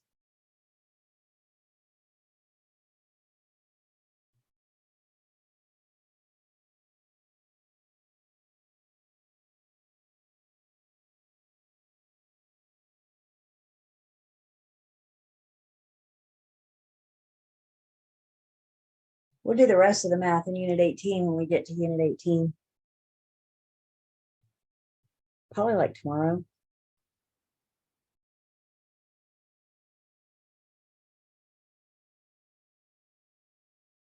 Anybody have these jotted down? Anybody got these numbers? We good? Okay. If we go out to the online learning system, the unit 12, there is some profit and loss and equity math problems in here. I do have some, this is in the unit 12 material because that's where we talked about it. So I do have some extra problems in here for you guys. Plus I have the solutions. Again, studying the solutions is not going to help, but it's here to help guide you if you get stuck. Always remember, I'm here to help you get unstuck too. So y'all feel the need, y'all don't wait till you get to the point where you feel the need to bang your head on the desk. It's not worth all that. Call me before you get there. Fair enough? Or text me or email me. Let me help. Oh, that's extra math. And then you guys don't forget too, we got that math workbook. And there is percent of equity, profit and loss, and original value, present value, and the math workbook as well.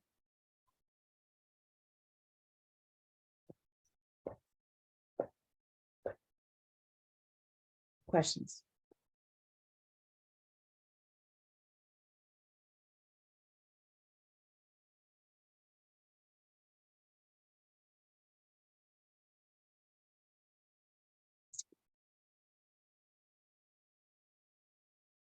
So tomorrow night, I really do hate to start something new and then like 8 minutes later say, okay. So tomorrow night, we are going to start, and we're going to start with unit 19. Now, let me talk to you guys about unit 19 real quick. Everybody turn with me to page 475.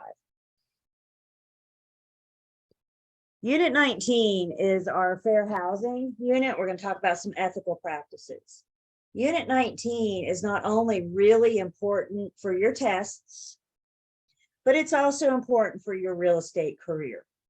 Making sure that we are following and we are always in accordance with fair housing. Again, this is one of these things that you're going to consistently get training on. For example, the National Association of Realtors has considered April Fair Housing Month. So they always have additional training available. They encourage your firms locally to do some various things. It's just one of those things that you guys, we're always going to revisit. We see it pop up in CE every once in a while. So this is introducing you to the topic, again, knowing you're going to have a lot more to go. So when we come in tomorrow, we're going to go through unit 19. And we're going to do 18. We may even get started on 16. Guys, we are so close to the end. We are so close. Units 18 and 16 together will only take us hour and a half, 2 hours to get through. We will blow through both of those pretty quickly. So 19, 18, 16, and then we do license, law, and commission rule. Please, if you can, make sure you're looking at those comments on license, law, and commission rule. You have an entire state-specific section, and most of that state-specific section comes from the comments on the license, law, and commission rule. So we're on the online learning system. We're under license, law, and commission rule. And we specifically got you guys focusing on the comments. We'll probably get started on this on Thursday. We're in really good shape for next week. We may even have time. Next Wednesday, we will have some time if you guys want to do some extra math, if you want to go over last minute questions, anything like that. We have any time left over, I kind of always call it a free for all and open it up and say what you got. So I know you guys are going to be, I know you got your crayon course on Saturday. I know you're going to be studying. I know you guys are pretty much in pre-licensing world for the next week and a half, aren't you? Because that's about what we got till the test. So it's coming, ready or not. March is next week. Somehow March is next week. I don't understand that. Time marches forward. Anybody have kids? You watch them? That's the best indication of time, isn't it? It's baffling.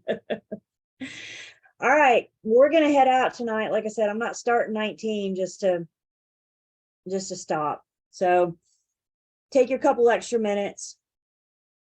Go study. And I'll see you guys 5:30 tomorrow, and we'll start right in unit 19. You just need to reach out to me outside of class and ask me what your hours are. If you don't know, you just need to shoot me an email or text and ask me what your hours are. The exam, our exam is on Zoom. So we'll all log on to Zoom like we always do. You guys are taking the end of class exam on ClassMarker, which is the same program you took your midterm on.